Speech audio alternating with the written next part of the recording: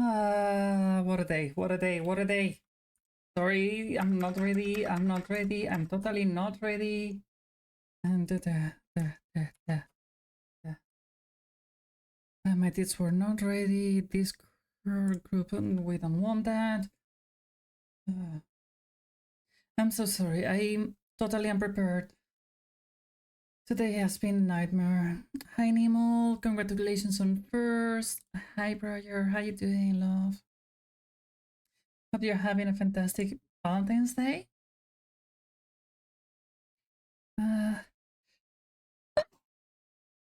Oh, I'm sorry. I'm so sorry. Hi, Cassie.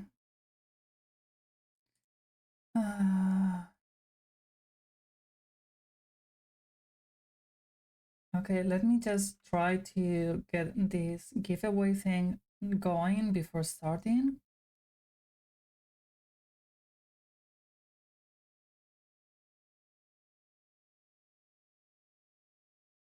If I can do it, because I don't know how to do it.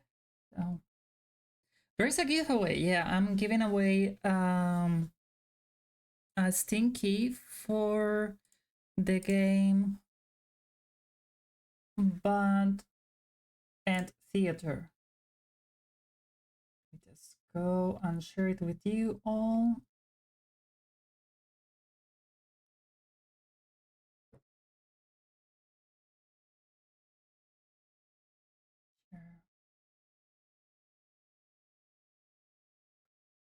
Link copied.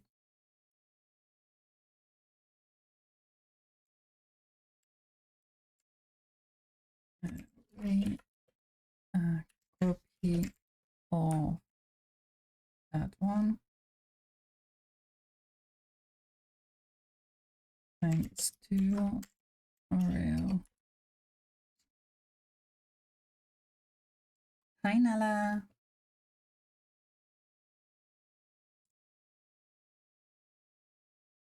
Okay, so the giveaway will start later. So first, we are going to be there. Like we are going to play a little bit and then we are going to do it. And before I forget, we are going to start by not that one.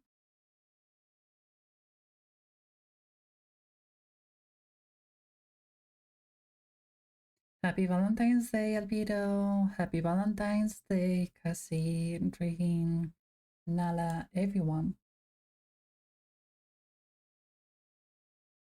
So it's not pinning. Why is it not pinning?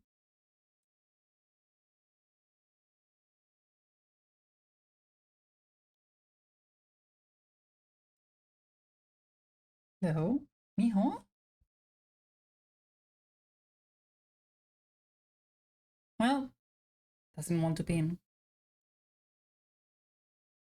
You forgot. That's fine.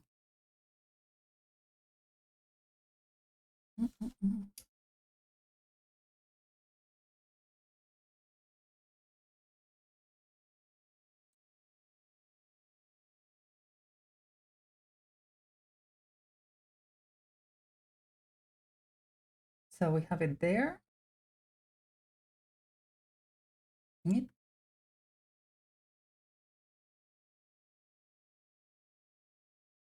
Okay, so why is it not working as it should?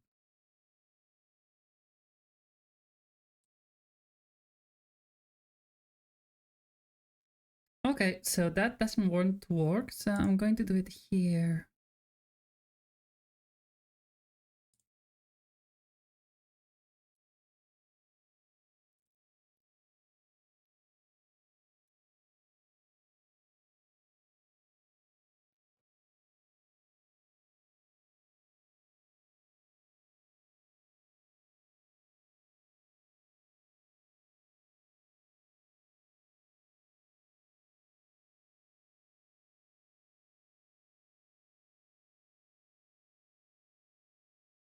And we are going to put Mijo over there.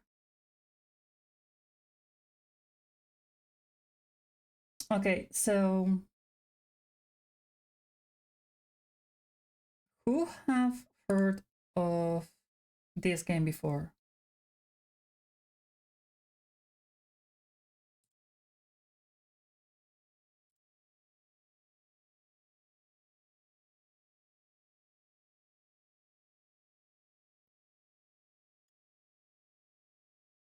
Look, silly spoopy. This is a Yuri visual novel.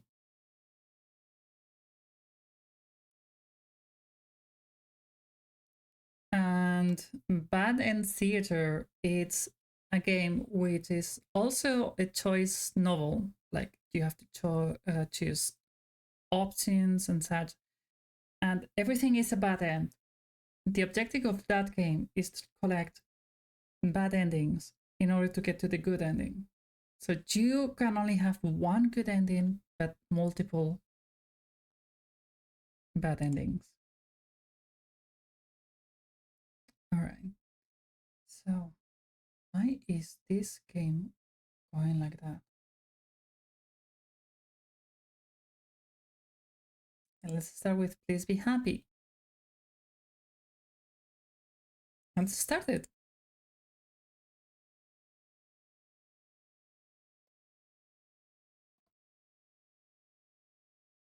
Fog settled over the forest far from the villages and towns, and with it came silence.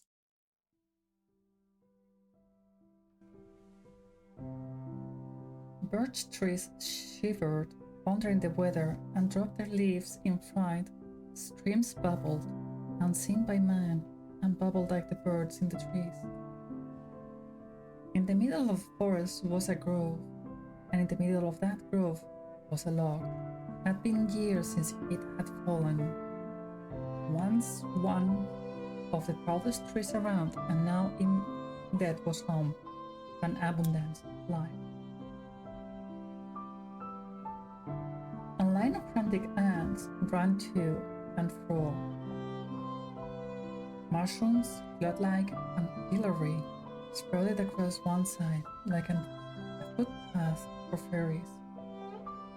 Nearby, an old toad plopped contentedly in the mud, and inside the deep, damp hollow of the tree, something slept. Traveler strolled into the grove. Their steps were slow and tired, and they spotted the log with relief, like greeting an old friend.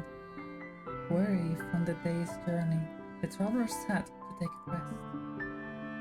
Whoosh! With the scrambling of nails and rotten wood, a shadow bolted from inside the log to the tall grass nearby. The traveler watched the grass rustle. A faint patch of fur appeared within. Hello there, friend. I didn't mean to disturb you. They held their hands towards the grass, offering a piece of dried fish. First there was no reaction, and then first a snout appeared, quivering as it tested the air, then followed the rest of the fox, sleek and tawny, as she took several slow steps forward. Her amber eyes were alight with mistrust, but also with wild curiosity. The stranger sat and faced their offering still outstretched. They dared to meet the fox's eye, and in that glance felt something kindred as the fox closed her jaws from the gift a bond was made. Maybe we aren't so different, you and I. The travelers returned the next day and the day after that. Each day they brought some treat for the new friend. Each day the fox's step grew a little more trusting. One day when the traveler arrived, the fox was sitting in the clearing, waiting patiently. Hello, my friend. Have you been waiting long? The fox peered up at the traveler. Their amber eyes were warm and trusting. She accepted her gift of meat, knowing it at the traveler's feet, then and there. The travelers sat, imprinting into their mind the feeling of the wood beneath them, the clean air around them, and the tender bond companionship. Where is your home, little fox? Is it here in this grove? Or do you come to see me too? The travelers sat, imprinting into their mind the feeling of the wood beneath them, the clear air around them, and the tender bond of companionship. This will be the last time, I'm afraid. Because I'll be going home tomorrow.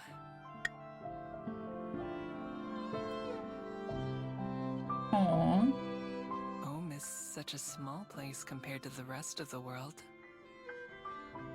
Yet, it's some place I can't wait to return to. I wish I could bring you with me, little friend. I wish that you could see the world too. Your home is all around me though, isn't it? It's wherever the trees are, wherever the leaves fall. Little fox, perhaps it's you who's the more fortunate of the two of us.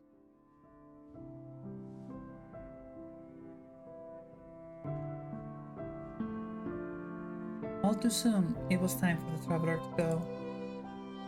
As they bade goodbye to the forest and to the fogs, they knew that they would not return, but that they would always carry the memories with them, and always.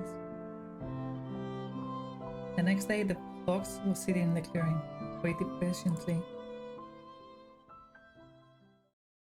Chapter 1 of Foxes and Fables.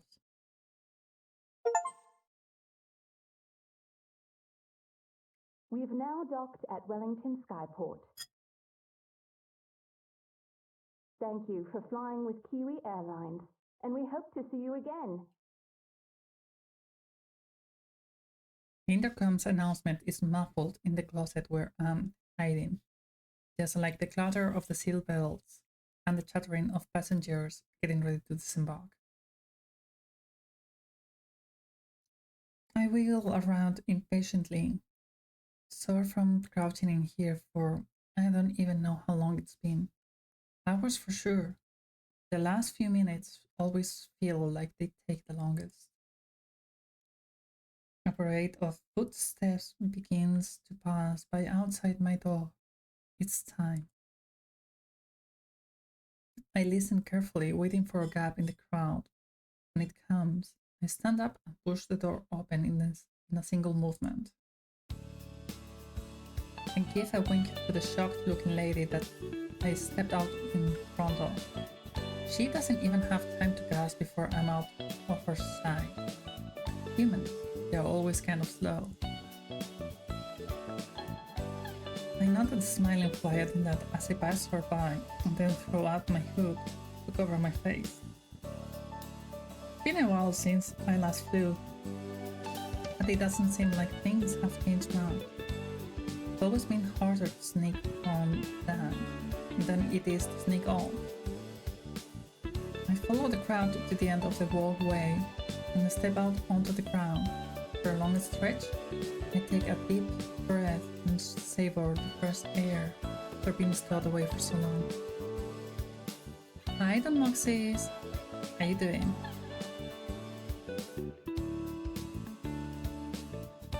Wellington Skyport, New Zealand.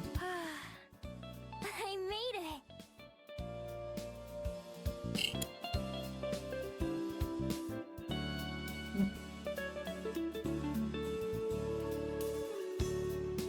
My breathless voice joins the pleasant hum of the skyport. Wave clouds drift lazily overhead, almost within arm's reach. The sound of the waves rolling onto the shore like a lullaby.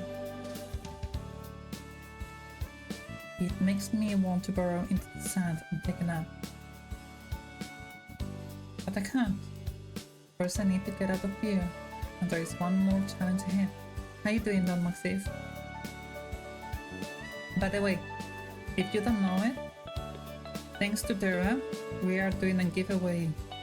So we are going to wait a little bit for people to come by, and then we are going to start it. Okay?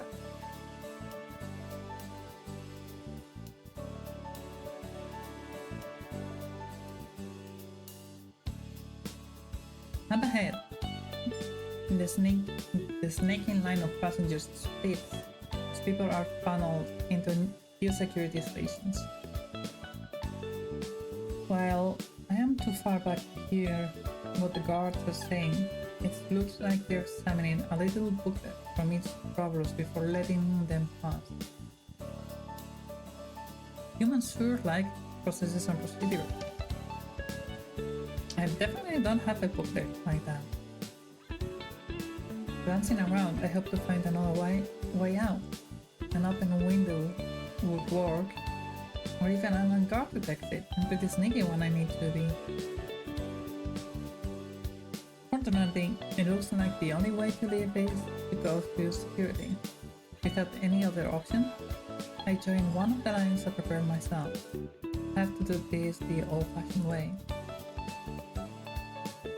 The line moves briskly as passengers are cleared one after the other, and I'm almost at the front of the queue before I know it. As the passenger in front of me approaches the booth, I listen closely. Good afternoon. Passport, please. Right here. It's good to be home. I'm sure. Welcome back. He stamps something in the man's booklet and then hands it back to him. And he continues on out of the skyport. Next. That's me. I don't know what they do to people without any papers, but I don't want to find out. I'm sure it involves lots of questions being escorted around and other unpleasant stuff. Casually approaching the gate, I put on my brightest, friendliest smile while keeping a slight distance. My breathing is steady and tail calm, and surely I put on a convincing act. Passport, please. Of course. I fumble around in my pockets pretending to look for my passport. Instead, I grab the useless, clunky phone that I've been carrying around and let it flutter to the ground at the guard's feet. As expected, he bends down to retrieve it from me. Oh, let me get that for you. And I make a run for it, holding ahead and rushing past the security booth as quickly as I can. Hey, you wait! Stop! By the time they realize what's happened, I already have a few seconds head start. My inhuman speed combined with the natural chaos of the skyport would also buy me a bit of time. Still, I've gotta get them off my tail. Okay, so this is the map. There is one city over here, or something I don't know what it is. It's the only place I can take.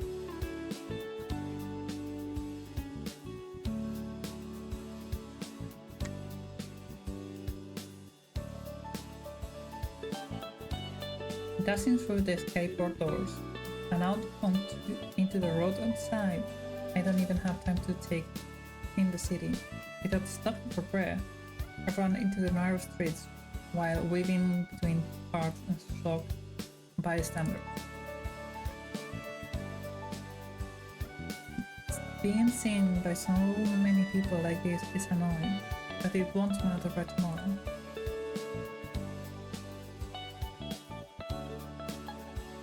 Putting the thought out of my mind, I vault over a low wall into a nearby alley and land in a crowd.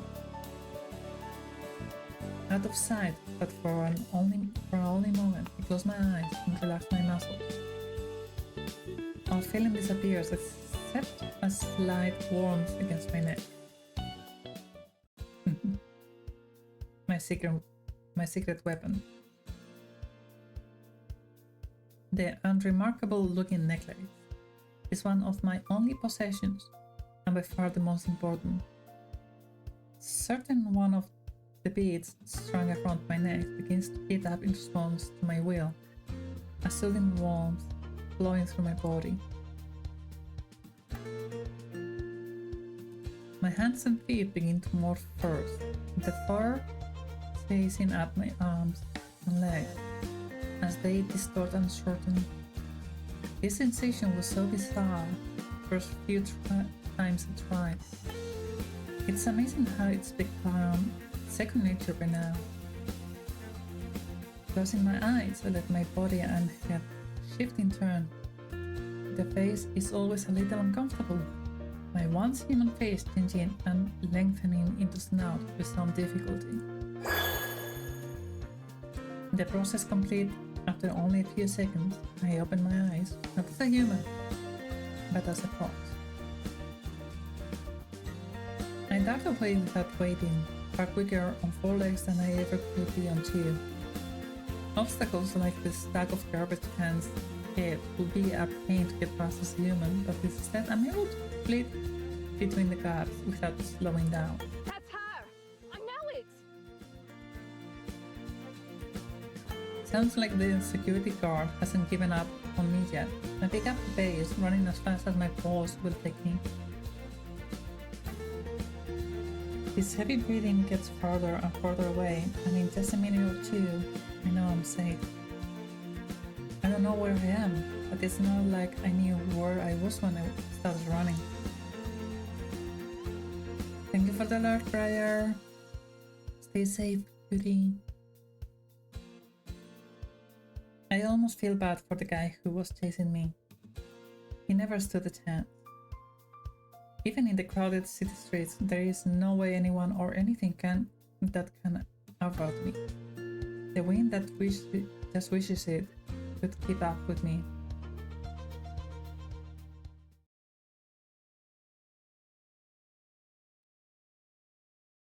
Comfortable that the danger's past, I slip into another alley. Once I'm sure that I'm alone, I close my eyes and concentrate on the form I want to take once more. That familiar flowing warmth runs through me again, and my body is stretching and deforming at my command. A few seconds later, and I open my eyes to glance at my hands. Better luck next time. Brushing the dust off myself, I nonchalantly stroll out of the alleyway and back to the street. The odd person walks by on this errand or another, not paying any attention to me, just the way I like it. Left, right, past turn, left. Mapping out my path in my head, I look for a way to the main roads. It'll be easier to get my bearings there. I pick turns at random without any real destination in mind. When I decided to make the journey to Wellington, it was pretty impulsive. I had overheard another pair of travelers talking about it and how beautiful a city it is. With a moment not to take in the scenery, I can see they weren't wrong. The streets around here seem like a mix of homes and businesses. Everything is very colorful. Even the brick walls are covered in pictures and paint. In the distance, I can see green hills that are lined with houses, as well as green hills that are completely empty. There are a lot of hills, not that I look around some. Okay, this is gay. I love it. From just a few streets away, the sound of pedestrians and business sections floats my way. I head in its direction, taking shortcuts through yards and driveways when it's convenient. In one lawn, a big dog rolls at me as I walk past, but when I transform and roll right back, he tucks his tail and runs away. Dogs and I have always had an understanding. After squeezing through one last narrow side street, I finally emerge onto what looks like a main road. There is no cars there. There's no cars here, but tons of people on foot.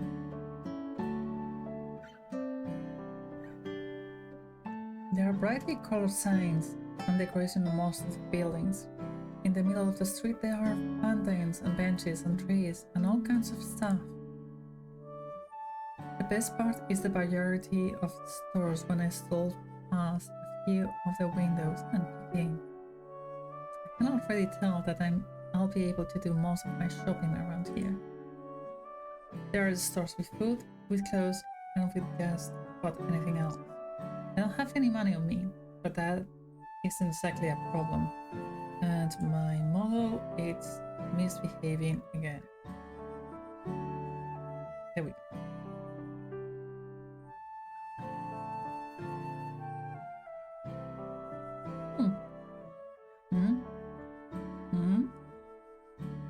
This problem is that it's too crowded.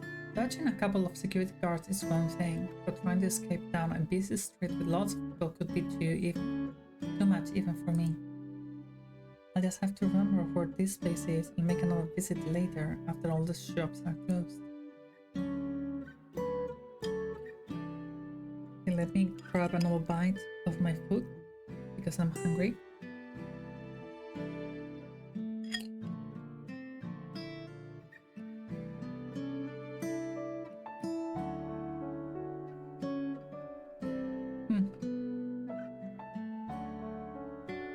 Sorry, I didn't have enough time to eat before stream.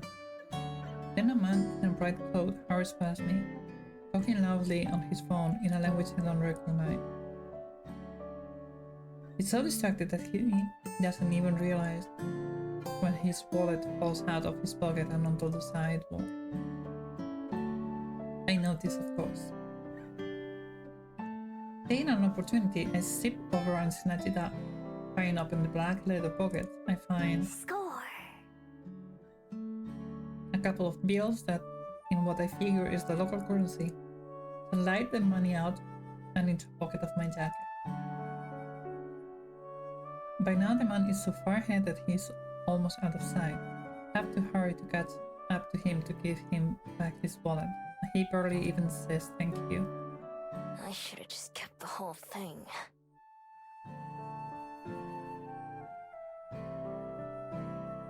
It's only fair that I get a little something for myself, since it's not like he would have even gotten it back without me.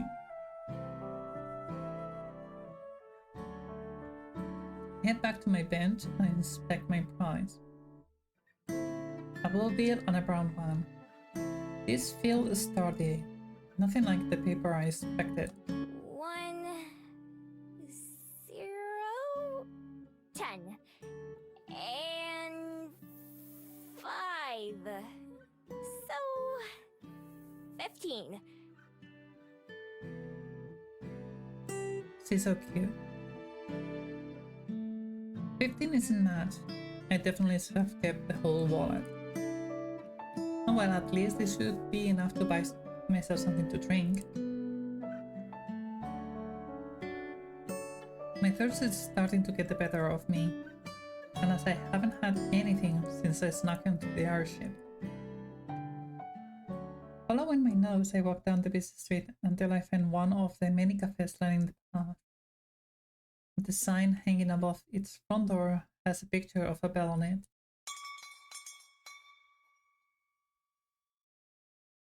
Charming bell rings out from above the door as I enter. I can't help but savor the wave of refreshing, cool air washing over me. I just stepped on glass, Nala. I'm so sorry. That hurts. Hope you're alright.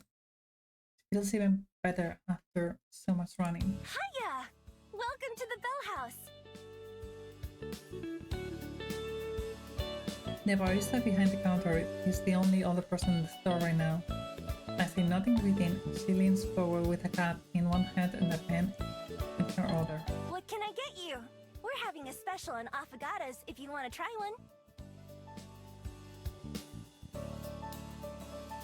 Stop bleeding. It was fingernail deep, really hard.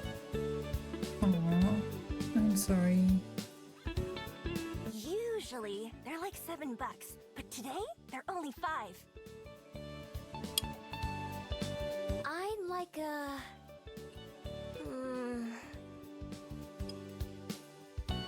I'm not sure what an affogato is. Isn't that a vegetable?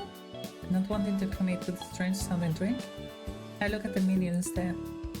Unfortunately, it's full of handwritten, spindly letters.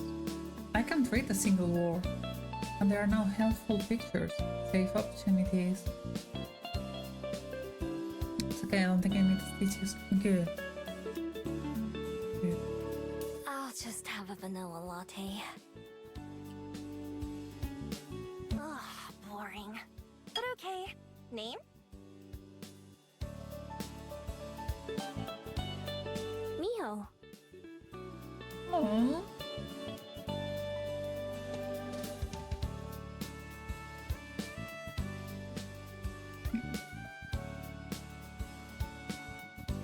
It's my first time testing out how that name sounds, and I decided that I like it.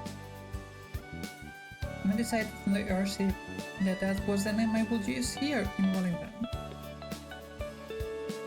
I've used so many names throughout my life that I can't remember most of them. For each new city that I visit, I come up with something new. Please don't have any use for names, so nobody ever gave me one.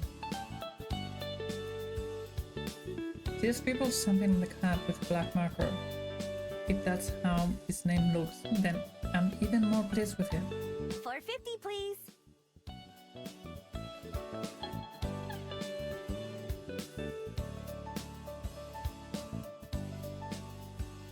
Your mom says you need more pants, and I guess don't count because just because I only have one gym thing. Oh, I'm sorry, but at least you'll get more things.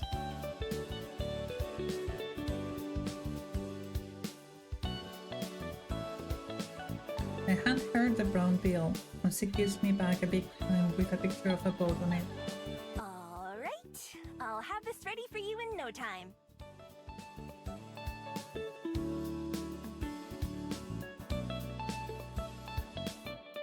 She sure seems enthusiastic. I nod as she spins around and starts walking. Looking about somewhere to sit, I decide on a seat by the window with the sun pouring in. Near the entrance of the cafe, there's a wire rack with a stack of maps and tourist pamphlets. So I grab one of the maps before taking my seat. This cafe is big and bright, with plants everywhere. They are only on the walls, on the floor, and on the ceiling. Most of them are real and vibrant, obviously being well cared for. Even the lights that hang down from the ceiling have glass ornaments, with little sharps in them. Look at them! They are gorgeous.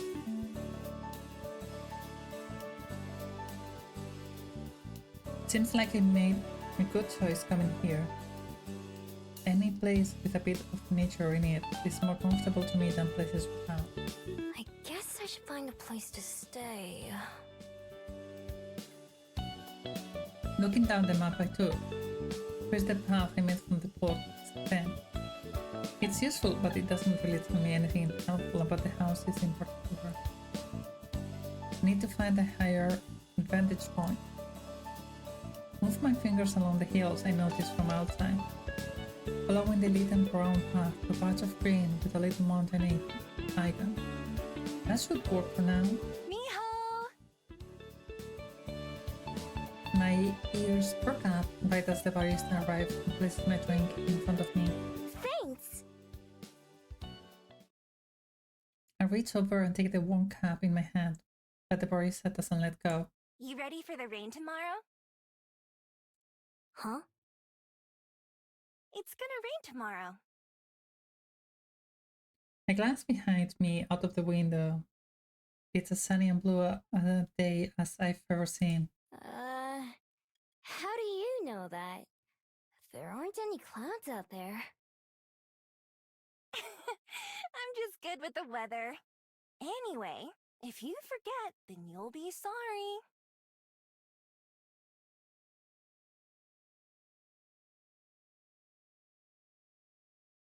He finally lets go of my drink and heads back behind the counter.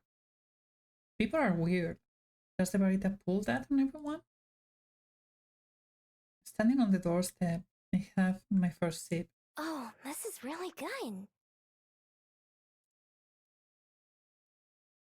It's pretty plain, but well made. The coffee isn't too bitter, which is perfect for me. With a moment to myself, my thoughts turn inward as I sip the warm drink. My first troubles were in search of someone, but despite my whole life being spent trying, I haven't made any progress in finding them. So I've taken to simply wandering, going wherever I was at the time.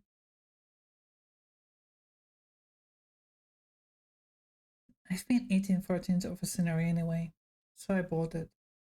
I'll snack onto the first airship that I could. The best part about owning nothing but the clothes on my back is that I can pick up and leave for whenever I feel like it. Take a moment to get my bearings and look around and see a tired looking person shuffling along the far footpath with a briefcase in their hand.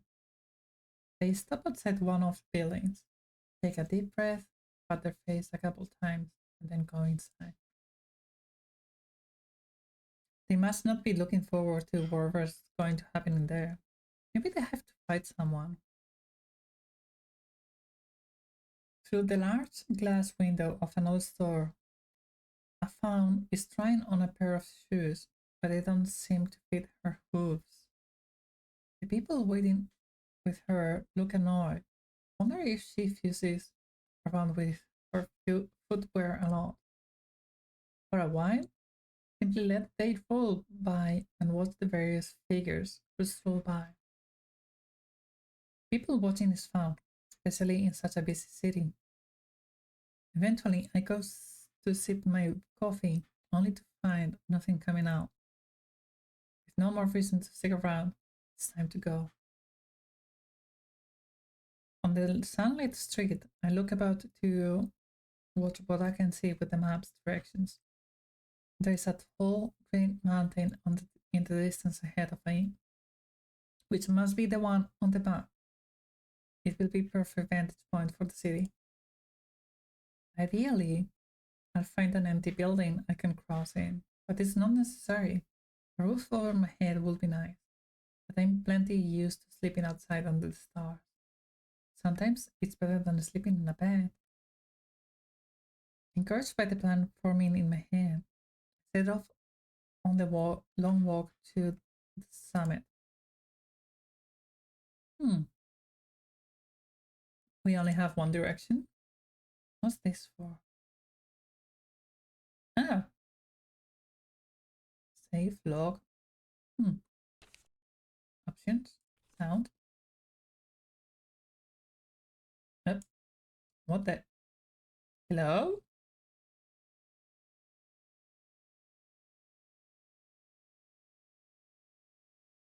Hello?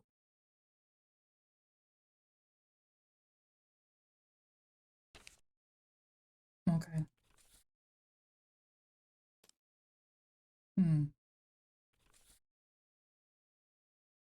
I click on basic. Something happened, but I don't see anything at all now. Now I see it.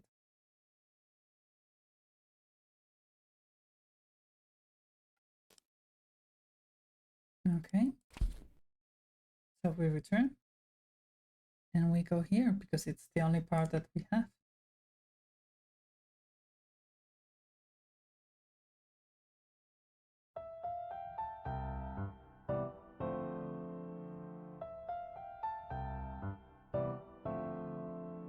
The path to the mountain turns out to be less simple than the map made it look. First, a trail takes me along the waterfront, and then it turns upward to a small forested area.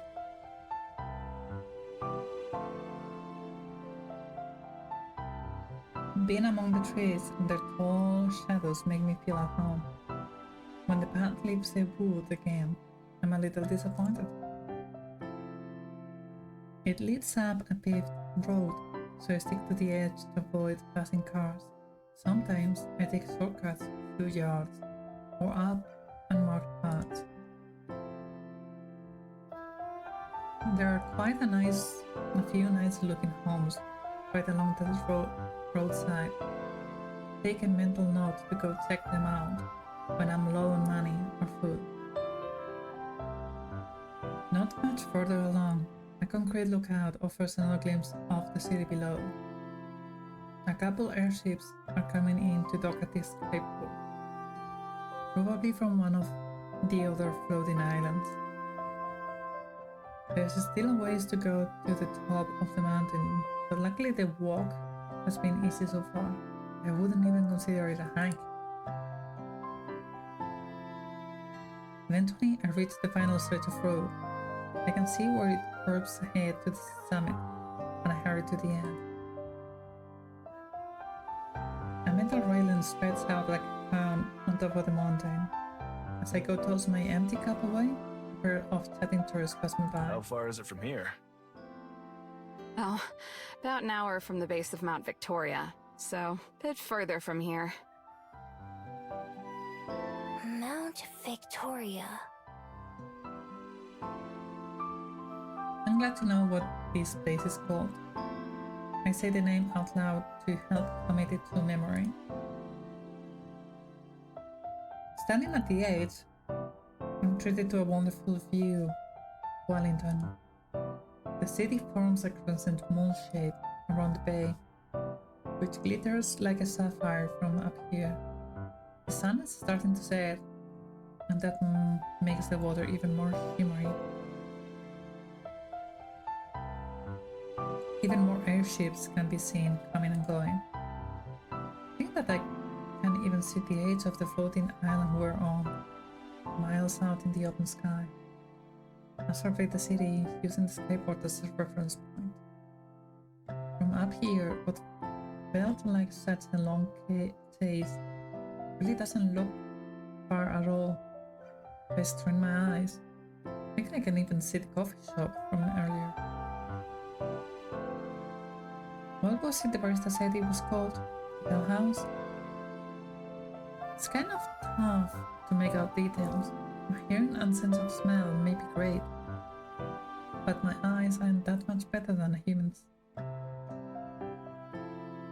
Then I noticed something useful. Look! Is that our house? Probably. What can you see from here? I see Dad's car! Not too far away, there's a little kid who's using a pair of metal tubes attached to a post. Mom is helping him aim it at it. His mom is helping him aim it at the city. It must be something that improves your vision. Mom and the kid and his mom leave, hurry over before someone else can get to them first. When I press my eyes to the same spot that the child did, though, all I can see is black. I try moving it around, but it doesn't change. Is this thing busted? Some text is printed on the side. I have no idea what it says. There is a small slot though with a picture of a coin next to it. Like for me, it's the coin that has a 50 on it. Put the coin that I received from the barista into the slot and spin a lever. The machine eats my coin. Then when I put my eyes to it again, Yes!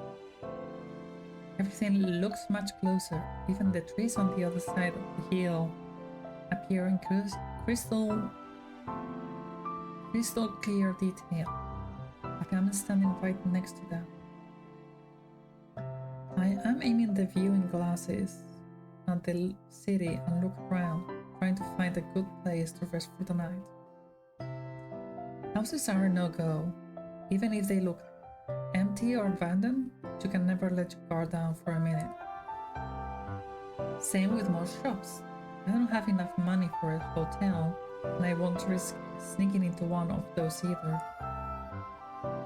As I'm studying the sites, trying to memorize as much as I can, There's a clicking sound, and once again the view goes black. Stupid machine. I smack it a couple of times and check again, but I still can't see anything. Well, whatever. Looks like I'm sleeping outside tonight. Guess this place is as good as any. I head back down the trail a little bit and veer off of it into the underpass. Let's go.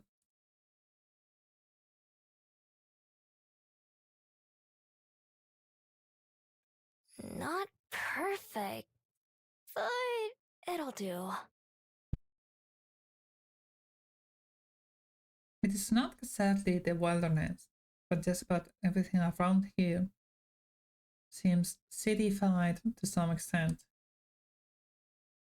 Usually when I make a den, I prefer to find a place far from other people. A place where nobody will find me.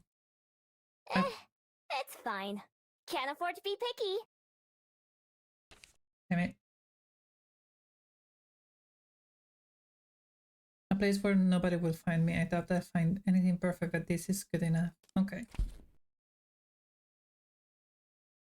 I misclicked.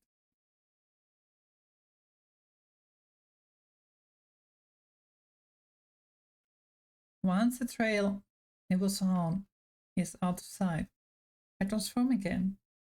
My neck gets warm as my bead activates, and a few seconds later, I'm on all fours.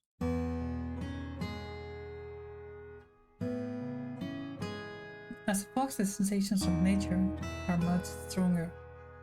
The earth beneath my paws is cool and refreshing, and the breeze sweeps through my tails like a massage. I hurry down a hill covered in grass, so tall that it reaches way over my head.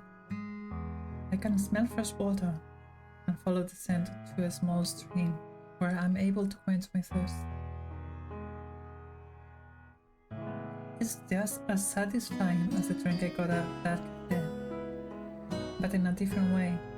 Being able to slurp up water is way more enjoyable than having to use a straw, or worse, one of those lids with the tiny holes.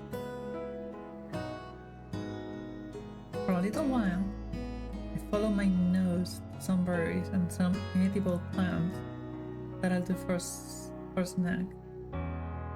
Unfortunately, unlike the water, foraging is never as satisfying as eating human food. If I want a real meal tonight, then I should pick up the pace before it gets too late.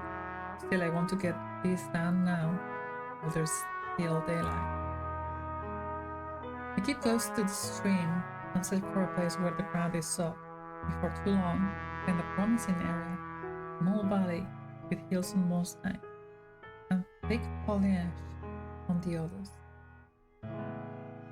I'm still close enough to civilization to hear cars and other city noise, but the area I'm in doesn't seem like it gets visited very often. At the very least, it doesn't really smell like people. The spot that I settle on is a nice mound of earth near the edge of the woods, partially hidden by a tall tree with low hanging leaves. Even if no one comes by, it makes me feel better knowing that I'll be out of sight. And so I start to dig. I go straight away the dirt as I burrow. Hey Queen, are you doing lovely? As I burrow downwards, finding in the tunnel just enough of my sleek frame to fit. What's happening? First I dig forward and then downwards, widening out an area that is big enough for my whole body to fit. Barb and you were playing a bunch of bunker wars? Oh, that's lovely! Did you have fun? Got my build fortifications and I tried to pick them.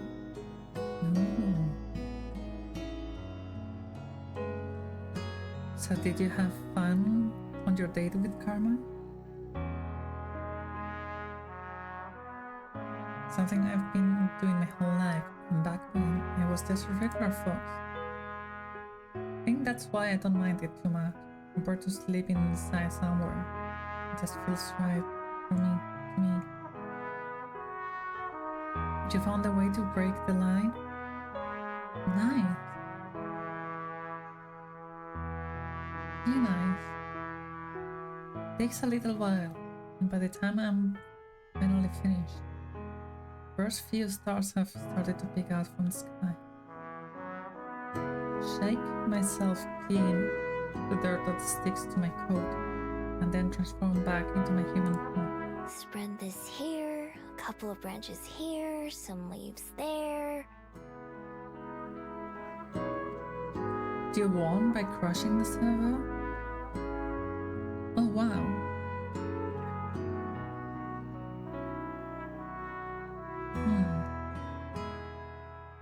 That's a way, I think.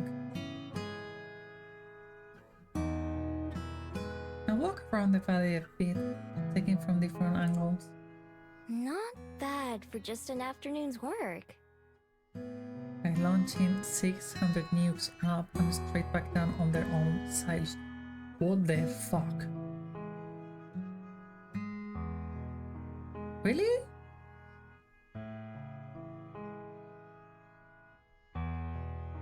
It was an accident.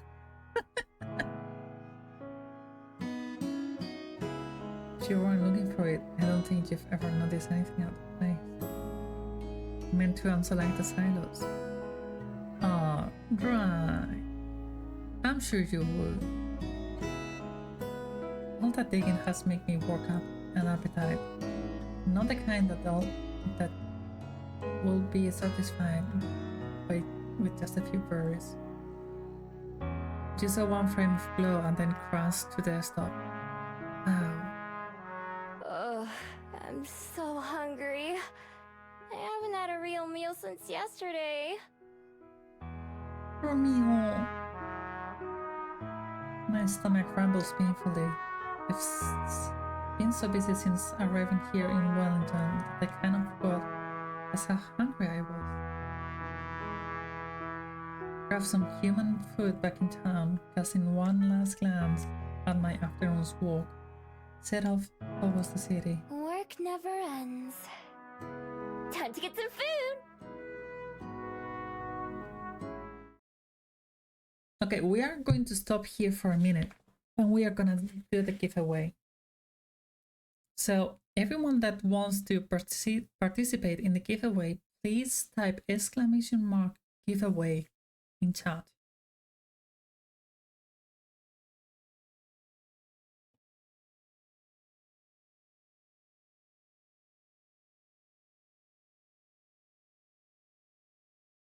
And I'm going to do an announcement in Discord if I can.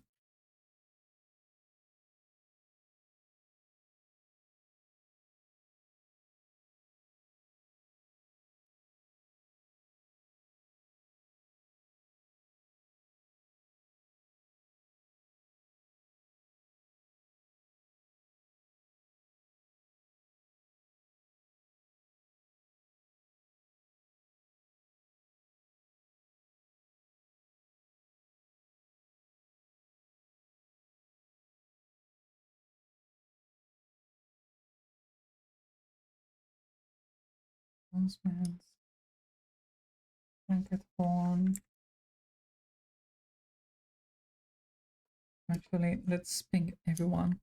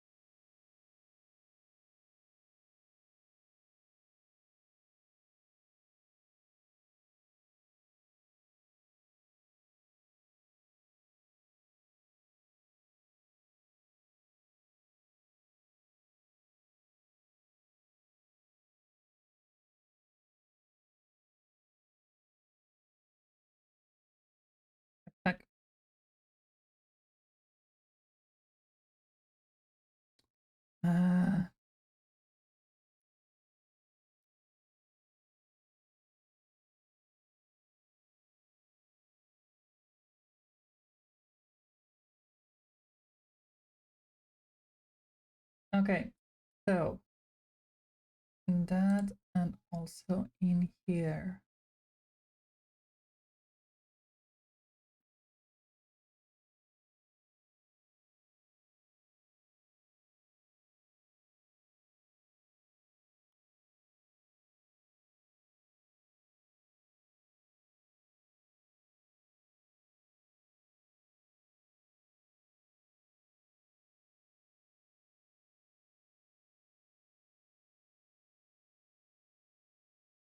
All right. So apparently we have no one interested in the game. No one at all. I'm going to let it for some minutes because if no one wants it, no one wants it. But if there is at least one person, there, well, not really a giveaway, but there is at least someone who gains wins it. Okay, let's continue.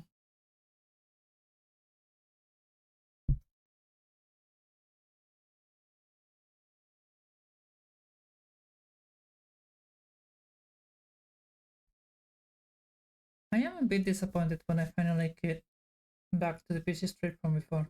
Hi, May.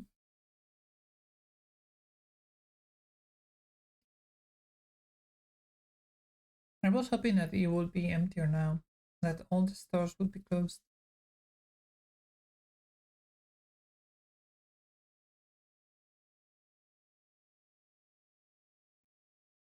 Okay, amazing.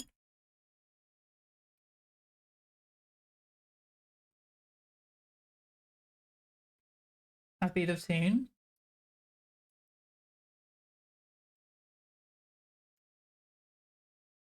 Rainy scene.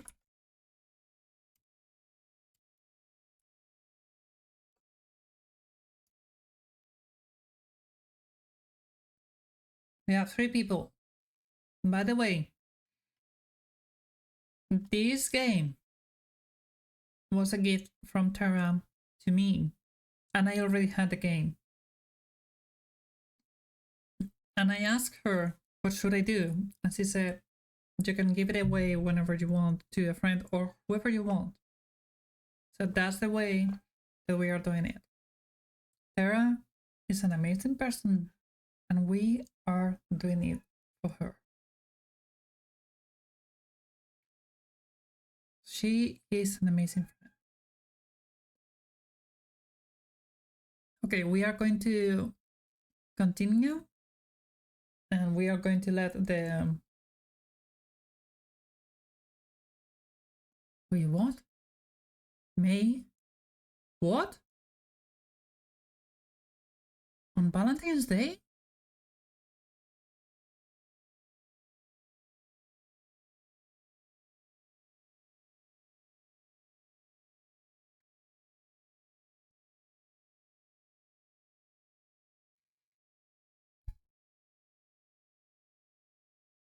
I was just reading you and Millie broke up. No, you and Millie's girlfriend. She broke up with you and Millie. Oh my. I'm so sorry. No, I just reread it because I couldn't believe what I was hearing. I'm so sorry, May. I'm so sorry.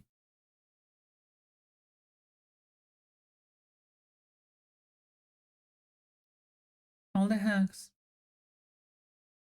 And even a kiss. Mwah.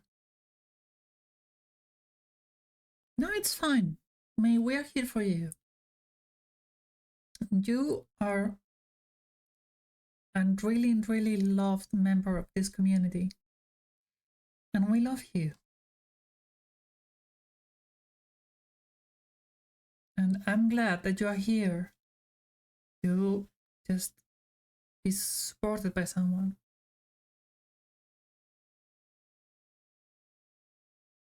you and Millie are still together? Good. I'm glad to hear that. But yeah, we are going to keep the giveaway open for at least half an hour. And then we will spin the wheel. I'm doing it manually because honestly, I wanted to put a bot to do it, but I didn't have the time.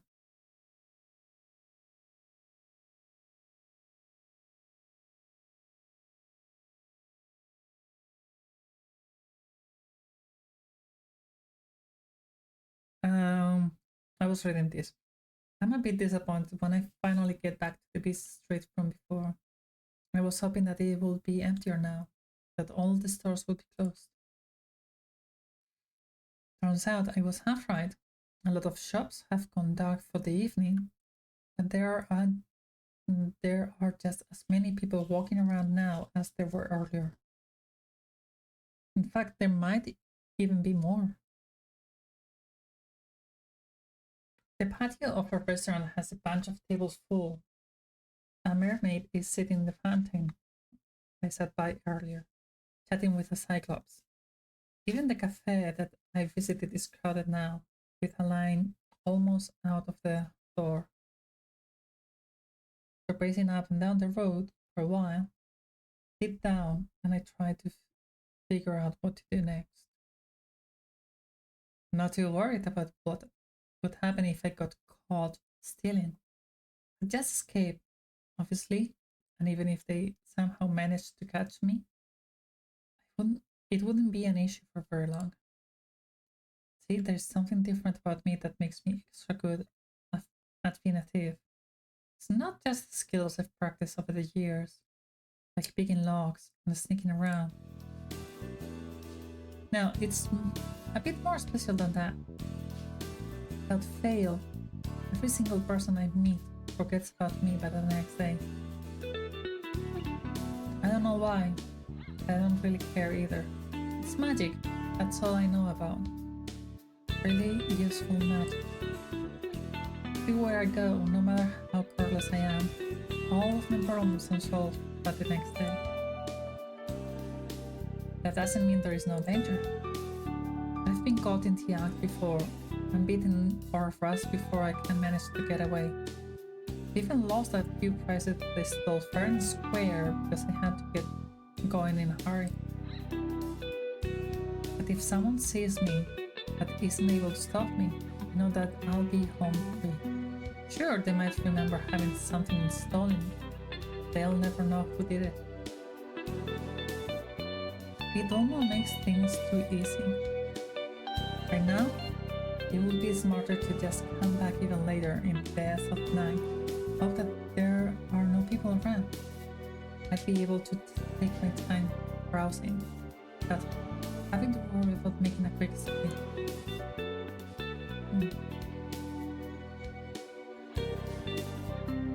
Where's the fun in that though? I walk casually up and down the streets, glancing into windows without being too obvious about it. Some stores still have customers inside, others have locked their doors and shut off the light. Most of the restaurants are still open and are only making me hungrier. Let me grab another bite before continue reading.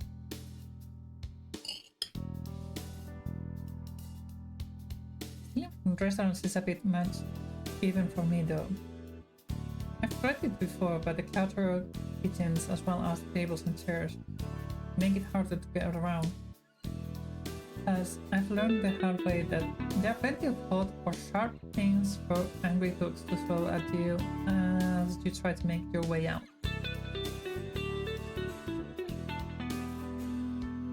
Instead, packaged and pre-made foods are my best friend. Things that I can grab multiples of at once and stuff into my pockets. If I'm really lucky, I'll find a place with refrigerated sandwiches or salad, or sometimes perfectly good hot food that gets thrown out. You wouldn't believe the kind of stuff that's available if you don't mind sifting through the past a little bit. It's not ideal, of course, but a hot meal is a hot meal. I know plenty of foxes who've eaten much worse. Target spotted.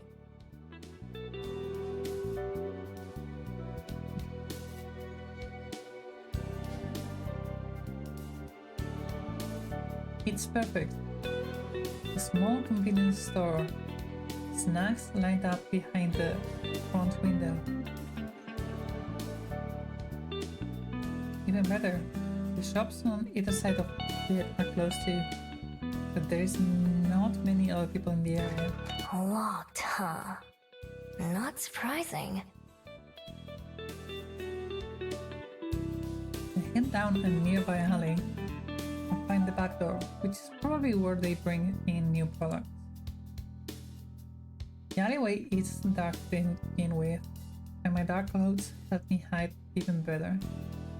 Glance around the alley, glad like always for my excellent night vision. Nobody's watching, nobody's even around. I pull my hood up over my ears and tuck my tail between my legs, leaning against the sturdy door. To anyone not looking closely, I'm sure I appear as nothing more than a shadow. I dig around in my pocket until I find my trusty lockpick, then set to work on the door. It isn't a complicated lock at all, it's a regular keyhole. With a click, the latch springs open just a few short moments later. Bingo. Huh? Try to tuck the door towards me, but there is a chain on the inside that keeps it from opening very wide. There's no way a human could fit through the gap. It will be easy for folks. First, I slink away for a bit, idling on the nearby street like a regular pedestrian. I wait to see if anyone shows up, just in case I trigger a silent security system. After about 10 minutes, I decide it's safe. I transform under cover of darkness in the alley and slip into the building before transforming back. The shop isn't very big, and the receiving area is just a small hallway with a few boxes of soda and candy bars on the floor. I grab a couple of my favorites and shove them into my pocket. When I creep into the main area, I make sure to stay low to the ground, trying to avoid being seen from outside. I'm not exactly hidden, but as long as I don't stand up, it shouldn't attract anyone's attention. I move fast, cramming as much into my coat as I can. Cookies, protein bars, popcorn. I'm not very picky. When my coat starts to feel pretty heavy, I grab the plastic bag from behind the counter, transfer some of my loot into there. I also take a few bottles of water and sport drinks from the coolers.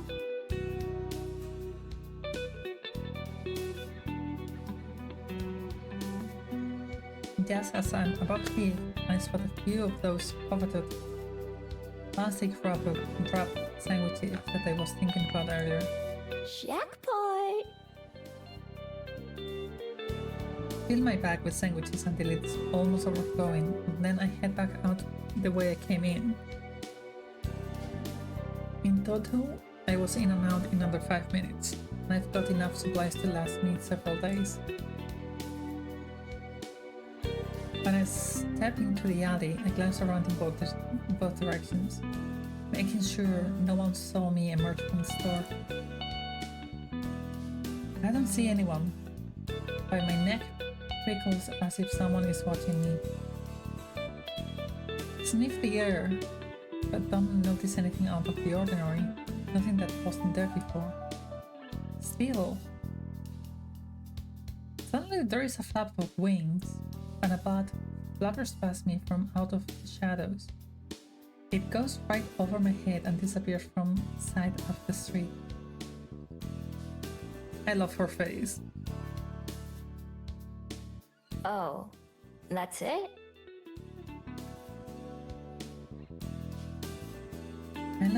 I let out the breath I've been holding and start making my way back towards the mountain where I made my dam. I let the bag swing from my arm as I walked, whistling a song I heard earlier. I'm not able to keep a smile off my face. All in all, not a bad first day. I've got a nice nest, food to spare, and plenty of places to explore tomorrow.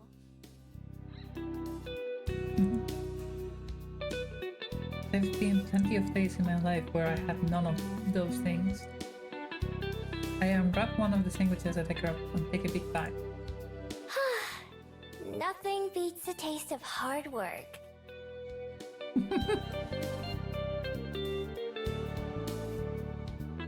I hope Wellington continues to treat me well while I'm here.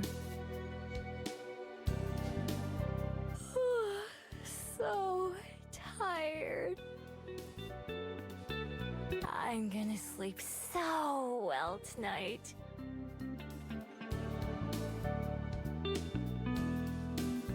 May? No.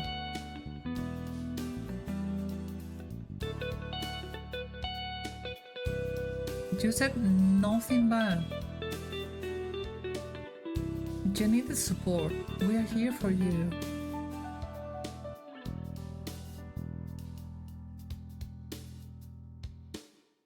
Okay? You are good. In fact, if you want to talk about it, feel free. Or if you want to just do it in my DMs, you're also free to do that.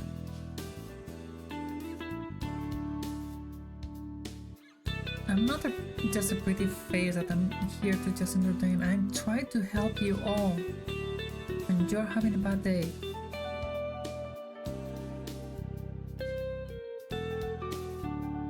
No, I will not remove you from the giveaway.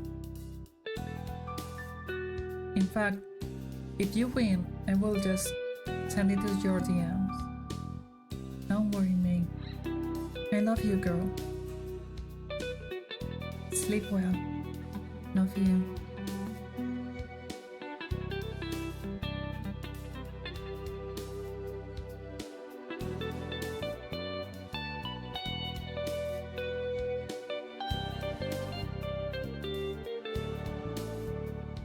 I unpack everything that I got from the store, as well as the treasures that I always carry with me. My lockpick, my wallet, a few pretty stones. The only thing that I leave in my jacket is a small scroll. 99 name. Can't get that damaged or dirty.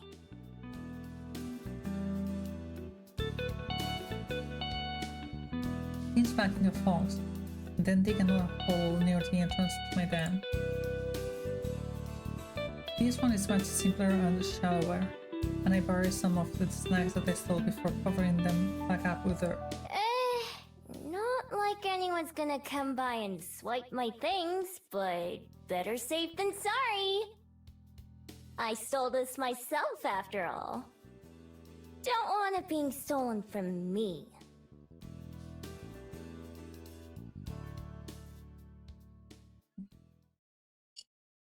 That's like my pen on my favorite rock, going to the burrow with me, since I like having them close by.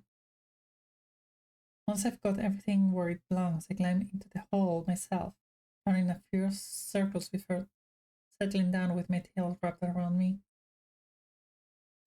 From here, I have a perfect view of the stars. I look up at the clear night sky through the mouth of the tunnel. Feel bad for all the people way down on the underworld. Can they even see the stars from there?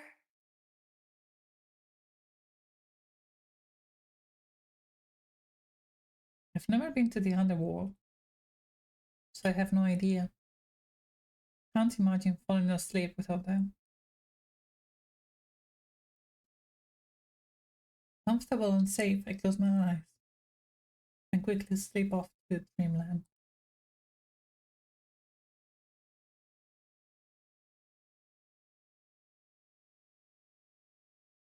wake up to trouble. Or at least, threat.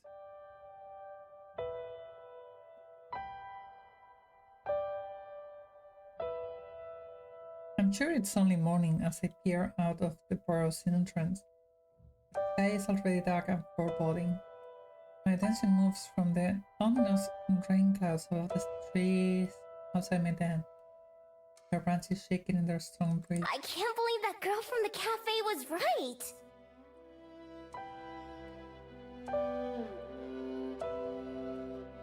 I climb up the tunnel and out into the open, sniffing the air.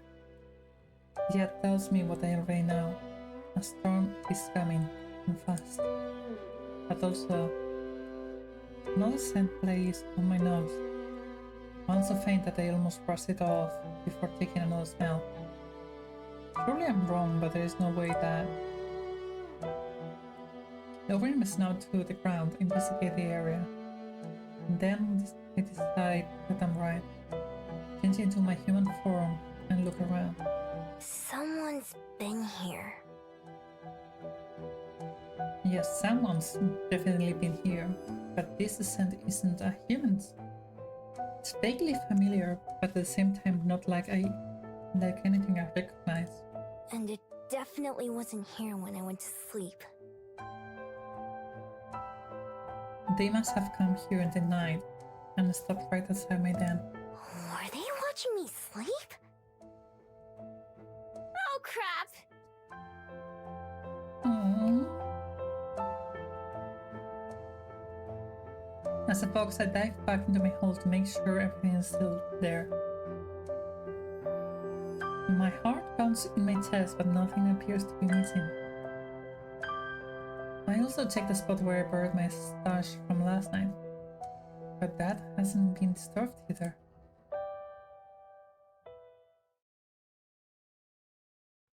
I breathe a sigh of relief. If any of my stuff had been stolen, a piece of so mad. But that still doesn't answer the question of what they did want, and that's even more concerning. I'm a pretty light sleeper, and usually the slightest sound or motion will wake me up.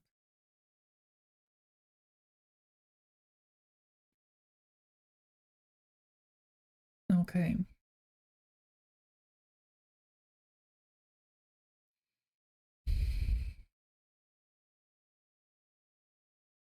So 10 minutes for the end of the giveaway. If someone in chat is interested, please type !giveaway to enter the giveaway.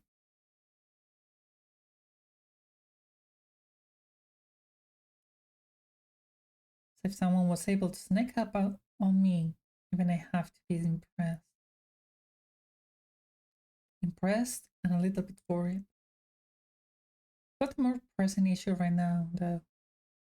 And I stare up at the sky in disappointment. Ugh, I hate the rain.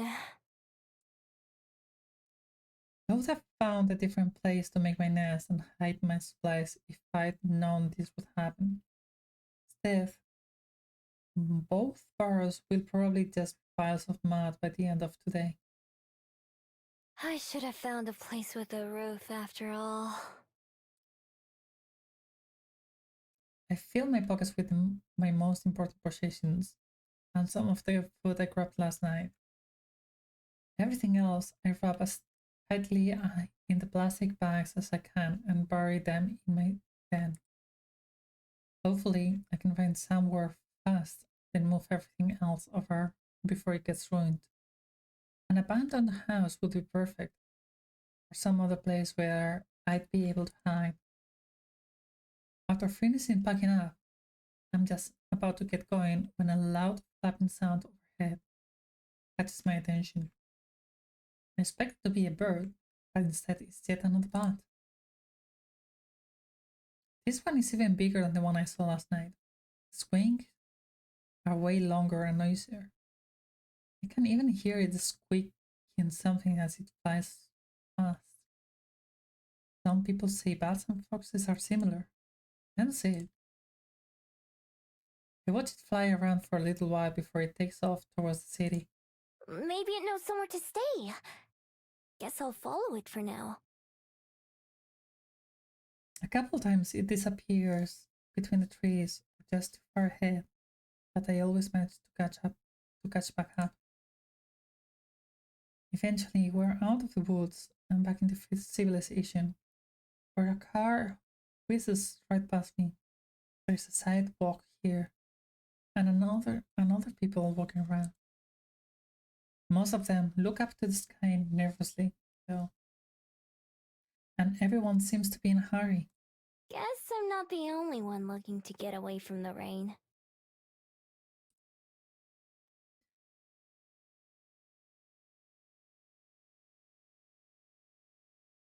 More people seems to be going in the direction I was headed than anywhere else, so I stick to that.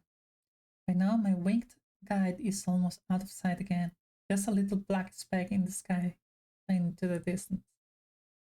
Farther up this road, there is a slope that heads to a big fancy-looking building. Doesn't look like a shop or a restaurant. It is not one that I've ever seen, but there are so many people going in and out that it has to be open to the public. That's good enough for me. It'll give me somewhere to try to spend some time. Maybe I can learn something useful. Plus, places like this usually have plenty of valuables inside. I'm lucky. I might be able to find something to fund my next few days. After all, the bigger the target, the less likely they are to notice something's missing.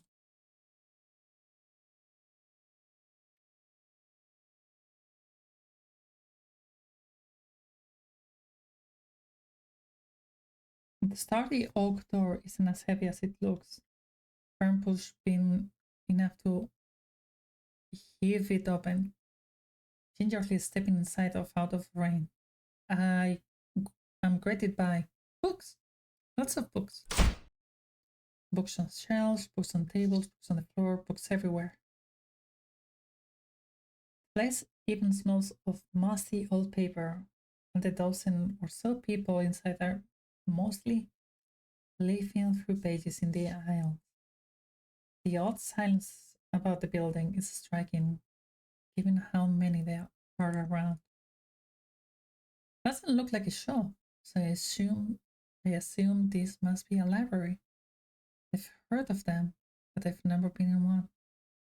No point says I can't read at all. It's warm and cozy and very dry, so I'll do just fine.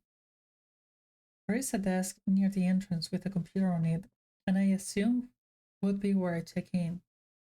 It's unattended, which is good for me.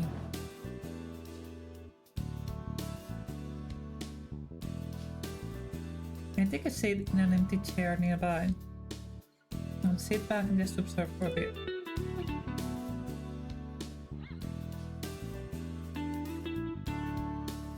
There are plenty of people, but not too busy. Lots of empty and water spaces.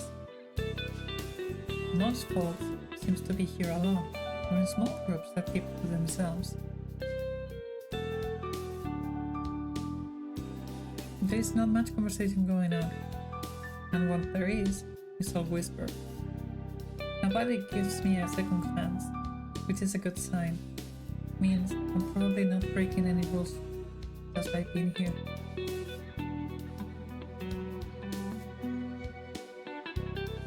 Behind the desk there is a hallway leading deeper into the building, and I peek around the corner to see what's back there. All I can see are some sad doors, and at the very back, staircase.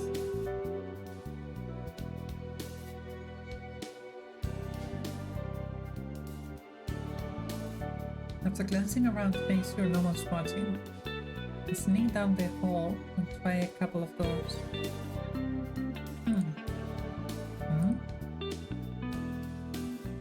All of them are locked.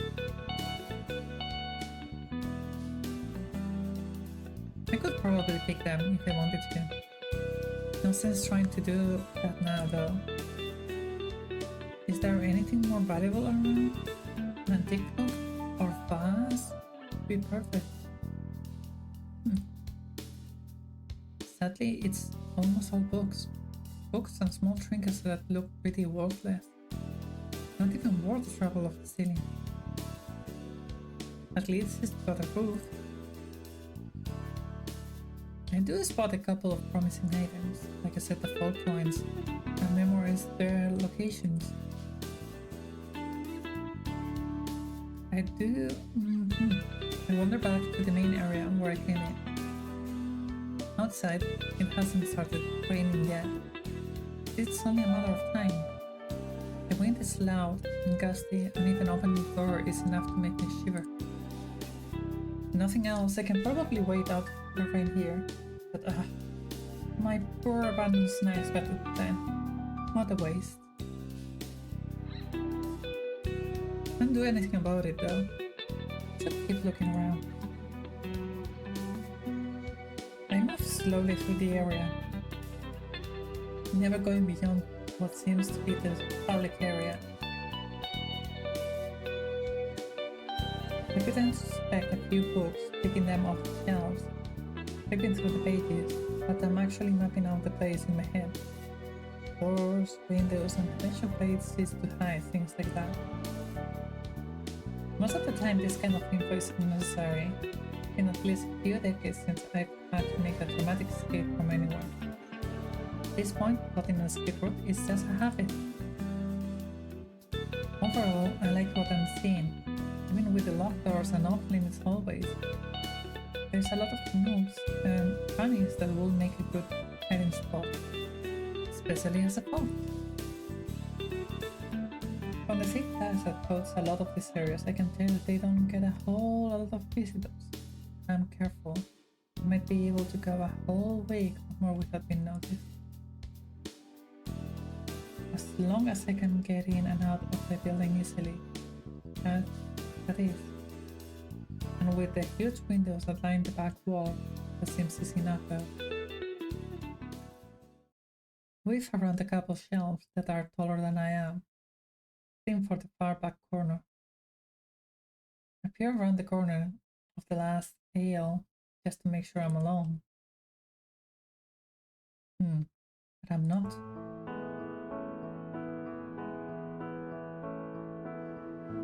And with this image of Aspen, we are gonna do the giveaway.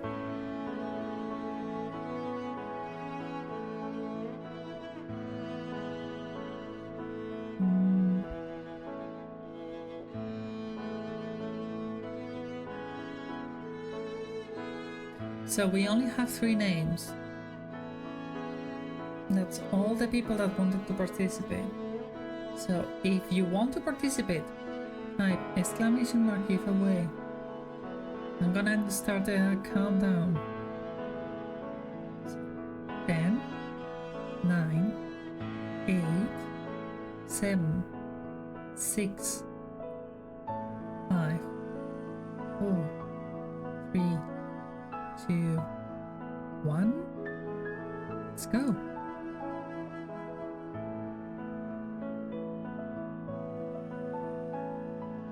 I'm so happy. Fucking happy.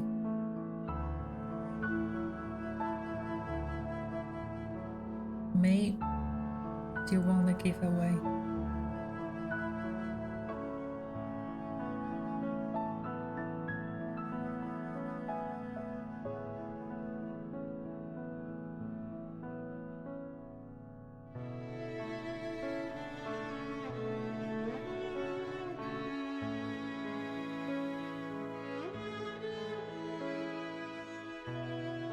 Where's it?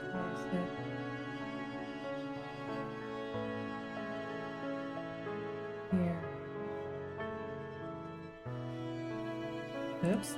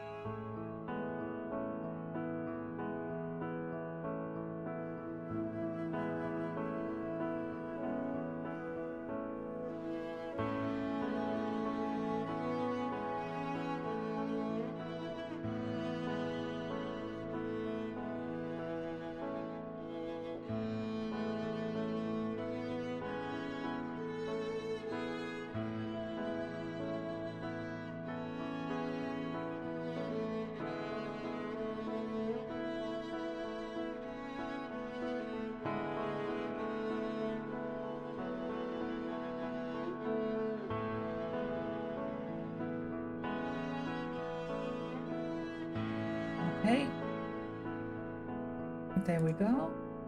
We did it. We managed it.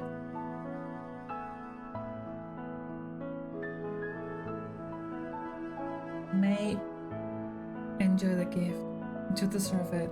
And today that you're not having a great time because of the breakup, I hope this would improve your day. I love you, May. Small table by the window sits a woman with a small book in her hand, resting against her fingers. She's perfectly still, but mouths the words on the page as she reads. Like she's tasting them instead of just seeing them. Her expression has a distant look of someone way off in their own world. Far away from this one, she looks so at peace that I think she must belong in that other world. She's beautiful and elegant, in the same way as a painting, with the light from the window shining on her like a sky. I duck back behind the bookshelf, pressing one hand to my racing heart. My other palms against one of the books on the shelf. It falls with a dusty thump. Crossing my clumsiness, I suddenly back away in case she decides to investigate.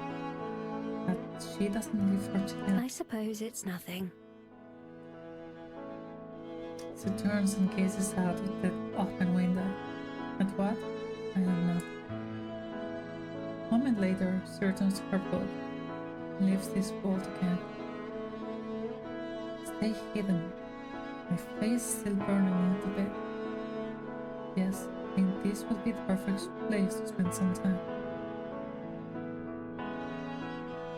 I'm so gay. Oh.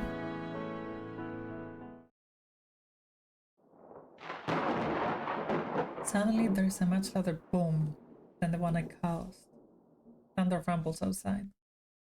Few people around the library startle at the sound and look around. Sighing. And the girl in the chair pulls the window beside her closed. First drops of rain falling not a minute later. I'll investigate the windows later. Right now, I don't want to bother her, so I head back to one of the plush chairs on the other side of the library and take a seat. Could be here a while depending on how long the rain lasts, so I may as well get comfy. Find a few books that have more pictures on walls and curl up in one of the soft chairs to flip through them. There aren't as many as those ones, and I go through the stack pretty fast. It takes long enough for the rain to start to fall. The longer I read, the louder the pounding of the rain and the howling of the wind become. Guess it's not letting up any time soon. I can't complain though, this library is pretty cozy by my usual standards. Won't say nobody tells me to go away. They even have snacks. More than once I get up and walk from the library again, even though I've got most of it memorized by now. Take note of things like a child's stuffed toy that fly on the floor in one section, or the same blanket that's stuffed between a bookshelf and the wall. On my third or fourth trip around, I finally find something I've been looking for. One of the far corners, totally opposite from where I saw the reading girl earlier. There is a single chair and a small table. On the wall nearby is a portrait. The painting itself is of a girl with light brown hair, but I barely pay any attention to that. What I'm interested in is the frame. It's lovely. It looks like it might be made out of gold. It certainly shines like it. It's carved intricately into the shape of waves, falling up and down. Gotta be worth something. I pretend not to pay much attention to it as I make my way back to the table. There are too many other people around for me to be able to try to sneak it out. It's too big to fit under my jacket without being obvious. That just means I'll have to come back some other time, even once this place is closed. The hours pass by and the storm continues. Kind of disappointed about losing a whole day, especially so soon after arriving. Not like I'm in any sort of hurry. That's one of my problems, feeling the familiar and reassuring weight of the paper scroll that's stacked away there. That scroll is the only thing close to the purpose that I have, and it's not particularly urgent, or at least I don't have any way to deal with it last time.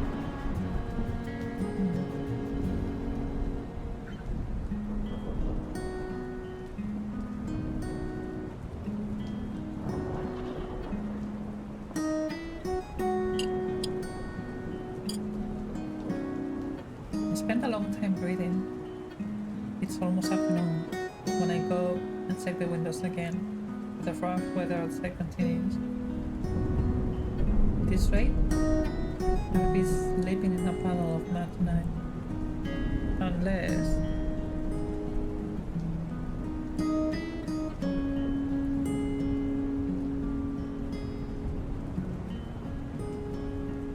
Quick check shows that a lot of the other library patrons are flat. It's not empty, but it's not nearly as full as earlier. Guess some of them decided it was worth braving the rain. Looking as nonchalant as I can, I get up from my seat and pretend to browse again, slowly moving through the shelves. The reading girl isn't gone now, although she's not what I was looking for. Yet, pick up probably the blanket that I spotted earlier. Then head to one of the out-of-the-way hiding spots I picked up before.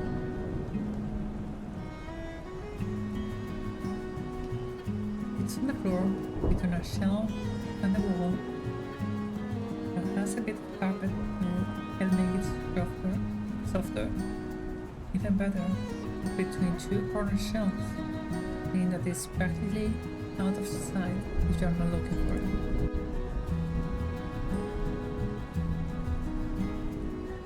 I wriggle my way between the furniture and lie down, using the toy as a pillow and dropping the blanket over me.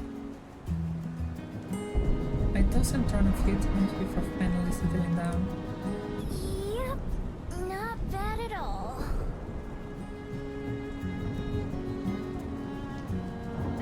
Even though I haven't done much today, I'm always down to take a nap. I can pass a few hours by sleeping, wake up once it's dark, then grab that picture frame and be on my way. I have to reveal my den once I get back. No problem for future me. I yawn, staring at the ceiling until my eyes get heavy.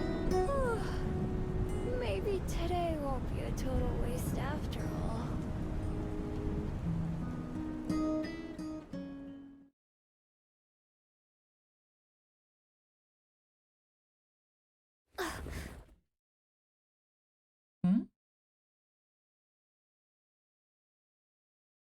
The soft sound of cloth rustling wakes me from a dreamless sleep. How did someone sneak up on me twice now? I don't know how long it's been. The sky outside has darkened significantly, and now stars twinkle outside the window. There's no time to react as the sun comes closer. Here, no footsteps, but suddenly a woman steps into view. Her clothes are pure white, making her stand out like a ghost in the dark library. The cape rustles again as it reaches towards one of the shelves. One of the shelves I'm hiding behind, to be precise. Gingerly, she moves two books to the side and then slides another book into the space she created. She handles them like precious treasures that might break if she's too rough. Stay perfectly still. Try to even breathe in case she notices me. My heart beats wildly as she slowly and deliberately looks over the shelf, examining their titles before taking a book from the second lowest row. Through the gap that she creates in the shelves, our eyes meet in the darkness. Oh no. I tense up as she steps around the shelving between us to get a better look at me, preparing myself to leap away if the need arises. The carefully memorized layout of the library flashes through my mind as I frantically thought the best way to flee. Even as I prepare my escape, I can see her taking in everything about me. Stolen blanket, makeshift pillow, my generally disheveled appearance. She opens her mouth, and I brace myself for the verbal attack that's sure to come. Hello there. What a verbal attack. Green, that will make you a puddle. For sure. May I ask why you're sleeping on the floor?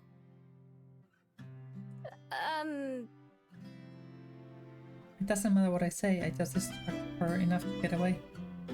I don't have anywhere else to sleep.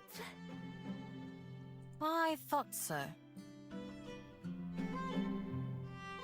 She leans down and offers me a hand. I look at it warily. Don't take it, but I slowly stand, letting the blanket fall to my feet, trying to subtly get in position to run. Well, I have an extra room on the second floor that you're welcome to borrow, if you'd prefer that. Otherwise, you're more than welcome to remain here, on the ground. I apologize for waking you. Isn't she lovely? With a smile, the oddly calm woman steps away and busies herself organizing another row of books. She probably expects me to let my guard down and take care of her. I'm just a stranger, someone who broke into her library. There is no reason for her to treat me kindly.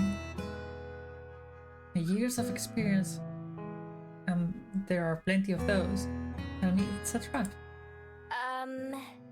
Thanks, but no thanks. I'll just be going, actually. Sorry to bother you like this.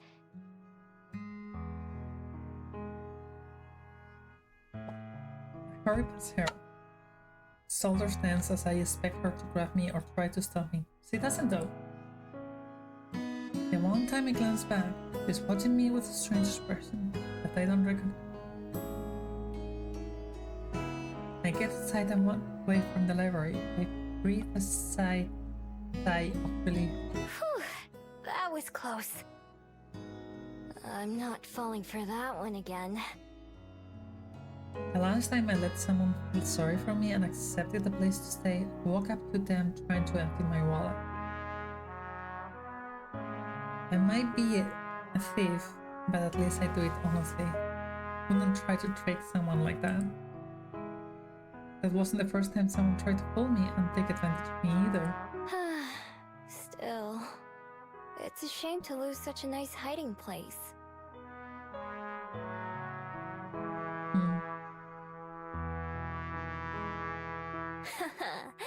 Maybe I'll give it a couple days for that woman to forget about me, and then try again.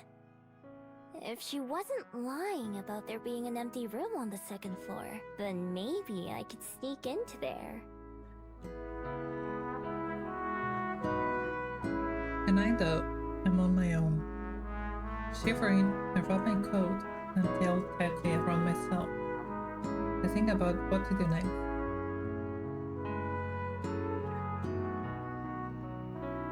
The rain has stopped, although it's still cold and cloudy. My stomach grumbles since I haven't eaten anything other than snacks all day. Ugh. I may as well get it over with and go check on the status of my dad. Well, it could be worse. It's not as bad as I expected, which is a pleasant surprise. What's a little mine? It'll be just fine. I swapped to my fox form, brought around. The entrance has caved in a little. After I scooped that out, I find that the rest of the tunnels and main room are relatively intact. Cold as hell, but intact. Seems the trees protected them from a lot of the rain. It takes me a while to find the spot where I buried my stash, since the stick I used to mark the spot got tossed away. Eventually I locate it though, and start digging. The cold mat makes my paw dirty and sore, and little flecks cover my fur. After I finally reach the soggy plastic bags, I shake myself clean before opening them as a human. Some water has seeped through, and I omitted spoiled items before tossing them away. I'm not too picky, but I have plenty of other snacks to choose from. Eat up, birdies. A few of them swoop down to inspect the offering. I scarf down a quick meal of cookies and unwarmed soup, along with some cold water from the stream. At least the water is satisfying. Then, even though I just woke up from a nap not too long ago, I shift back into my fox form to crawl into my den and curl up. I'm sure it'll be a while before I fall asleep. I don't feel like going back into town. I had enough excitement for one day. This isn't all that bad. Regular foxes without magic powers have it way worse than I do. Although back when a fox was all I was, I wouldn't have really cared. To this day, I'm not sure what it is that makes me different. I used to be just like them, no desire to go beyond the forest or anything. And then one day, I became wherever I am now. All I had was my necklace, a small scroll that I can't read, and the memory of the person who had given it to me. They were so kind to me that stranger in the forest. They wished me well, even though I was just an ordinary fox. Somehow that didn't seem to matter to them. I never even knew their name, just their face and their voice. But I know that I'll recognize them when I see them again. It's just a matter of finding them. So since then, I've been looking, and surviving. Looking for them is what keeps me going. It's enough to live for. If I wasn't, I don't know what else I'd be doing. I guess I'd just be surviving. But if that was the only thing, I think I'd rather have just stayed a fox.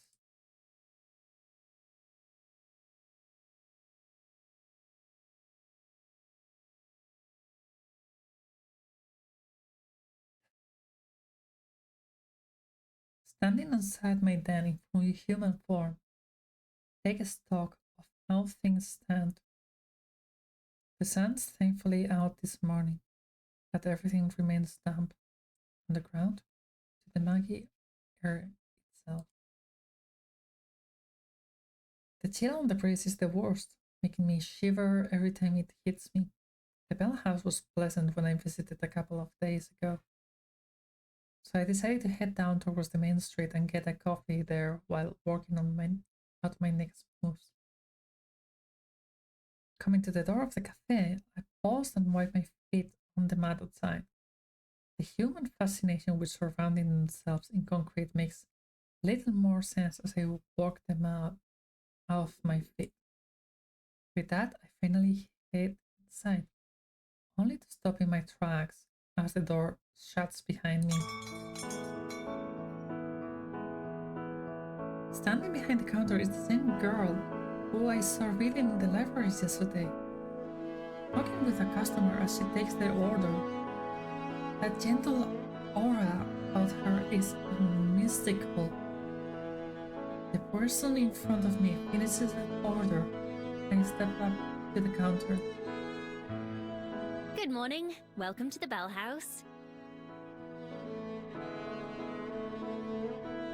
What can I make for you today? Aren't they cute? Oh, hi. I'll have...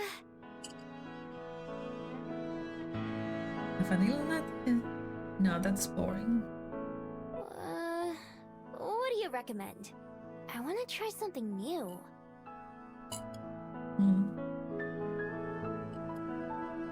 I'm glad you asked. Jackie. I was just thinking that you look like the sort of person who would enjoy one of our Fairy Kiss chillers. Ooh. It's one of our signature drinks, with a vanilla gelato base and a mint chocolate chip swirl.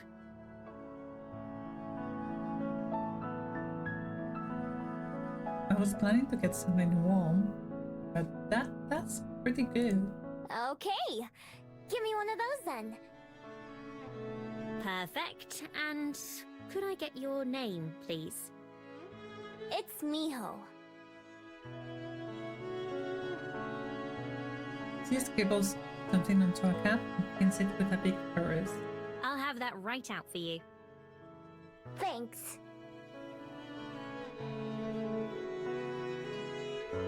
And I pay and then go take the same seat as before, next to one of the windows. It's pretty empty in here again, so I can sit wherever I want. Before the barista starts making my drink, I spot her writing something else down in a little notebook.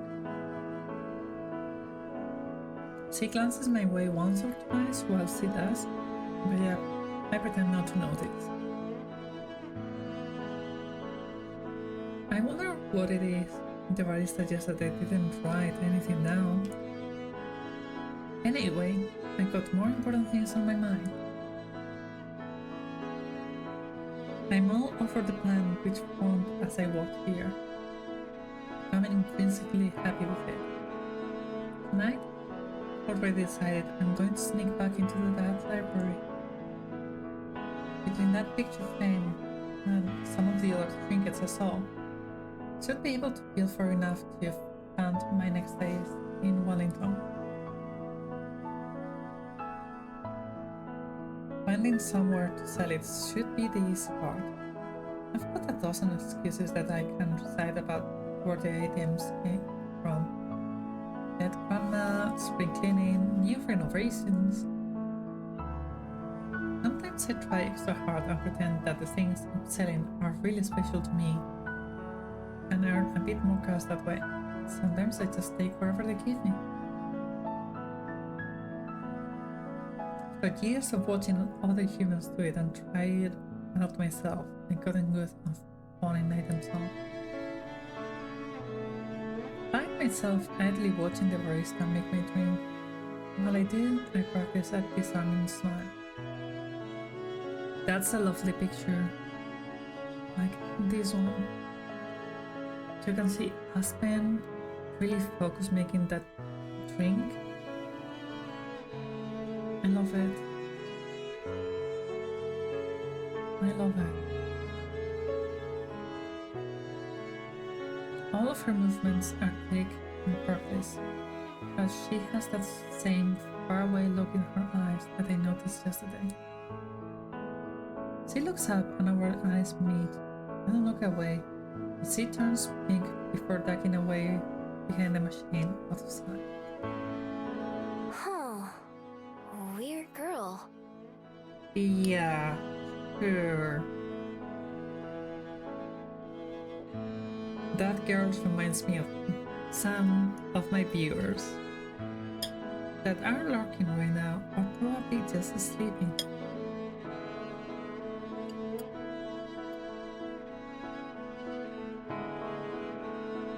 I turn my head around to look around the cafe, and a butterfly outside catches my attention, so I watch that instead.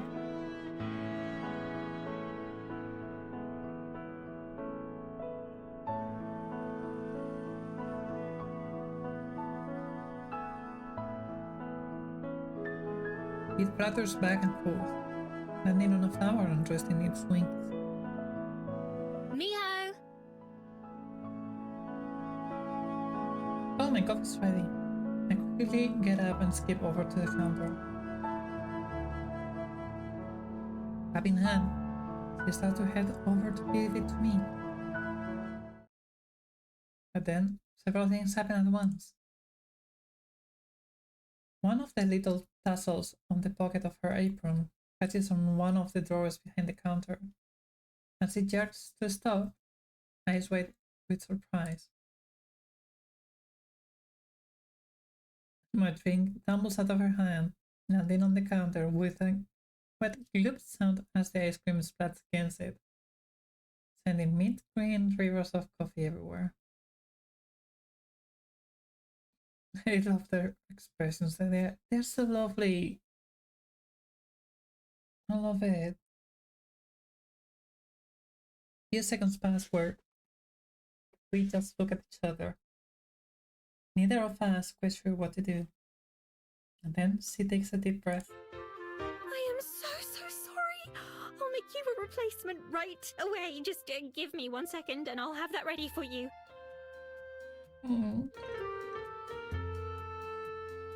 Her words spill out faster than the beverage, making it hard to even understand what she's saying.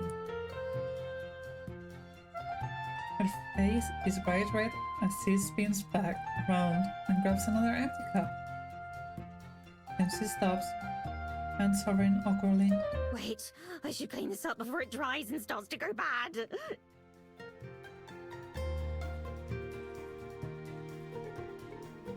She hurries back to the mess, wiping at it with some napkin. She mops up as much of it as she can with one hand, then leaves the soggy paper on the counter while she starts to remake my drink. I'm really sorry. This is such an embarrassment. I don't even know if she's talking to me or to herself. I freeze up for a second, looking for an appropriate response to an apology. I'm not used to people apologizing to me. Oh, it's fine. I'm not in a hurry. Instead, I just sit back at one of the tables and watch. She makes the drink twice as fast and then carries it very slowly to the counter, setting it down in a clean spot. This time she takes a deep breath before speaking. She's afraid she's going to mess that up too. All right. Here's your drink. Again, I'm very sorry. Oh. Aww. This is your first time here, isn't it? I hope it doesn't leave a bad impression. It's so lovely. Second, actually. Yesterday was the first time. How'd you know? I make an effort to remember as many of our customers as I can, as well as their favorite orders. I believe you can learn a lot about a person from how they drink their coffee. Oh, that's too bad for her, because she won't remember me at all this time. I take a big sip of the drink she made for me. It's creamy, rich, sweet all at the same time. Whoa, this is really good! It's kind of like a milkshake, but not. But it's not like coffee either.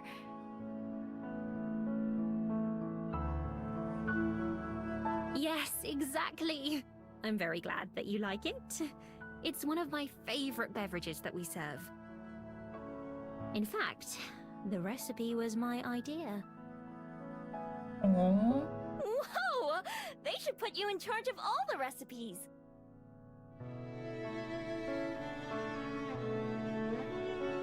she smiles again. Seems like she's gotten over the crisis. Oh, still drink already. Thank you. I'll make you another one of my favorites next time, if you'd like. Totally. At least I'll know what to order next time, even though I'll have been forgotten. I'm already thinking of this place as my go-to coffee shop, especially since it's in a convenient area.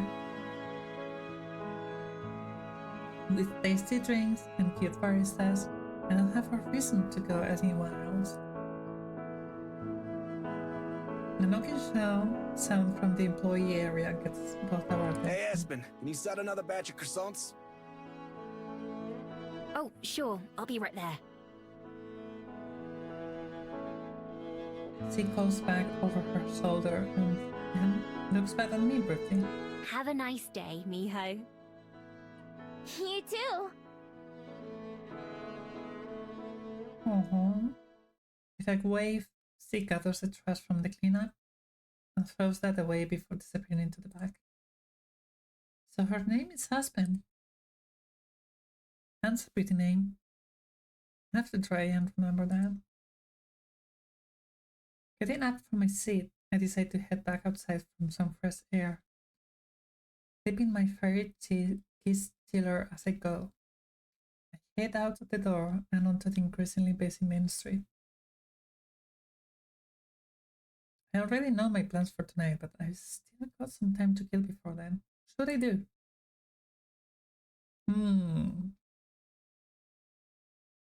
What should we do? I mean, it seems that we have some options in the Oriental Bay and Mount Victoria.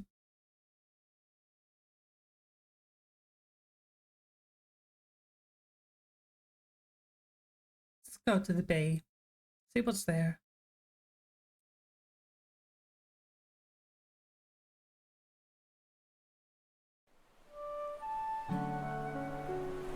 It's not far from where I am, the beach, so I decide to head down there. Passing through the city streets, I recognize some of this area from my first day here, when I was running from the sky portal. Whew. Glad that guard chased me in this direction, or I'd have never found the Bell House. And really, that's been the highlight of Ballymun so far. When I get onto the beach, I take a moment to enjoy the salty sea air. On this level, it's impossible to tell where the ocean ends and where the open sky begins. I can see the skyport from where I am, with a few older ships anchored in the harbor close by. Now that I'm admiring the view, a worried-looking lady comes up and waits for my attention. Hi, I'm looking for my son. He's about this tall and wearing a red sweater. His name's Tommy. Have you seen him? Nope. I haven't seen anyone like that. I just got here. Okay, thanks. She walks away in a hurry, looking right and left as she goes to ask someone else. Humans sure do have it rough. Since they can't smell or even hear most things, it's a wonder they don't get lost more often. I amble along the waterfront, watching all the people as I go. Like Cuba Street, there's a lot going on. Under an early bridge, a group of 3 mermaids are racing each other. Close to the bridge are a bunch of people fishing, with a stressed-looking guy running back and forth between them. Next to a boarded-up market stall with some big crates, notice something weird. There is a fable with a big flower on the head that spins like a propeller. They are using it to drift in a small circle about something near the crate. To check it out, of course. Nobody else pays any attention. I wander over and take a look. The fable stops spinning as I approach and gives me a helpless look that doesn't say anything. On the other side of the crates, out of sight from the path, there's a little boy sitting on the ground with his back to one of the wooden boxes. Are you Tommy? The kid jumps, totally surprised. Oops. He scrambles up and looks at me with wide eyes. How'd you know? Your mom's looking for you. She seemed pretty worried.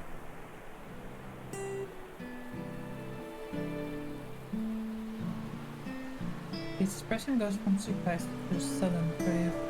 I don't care. I don't want to go with you. Why not? Why are you over here instead? 'Cause I'm hiding. Oh. Okay.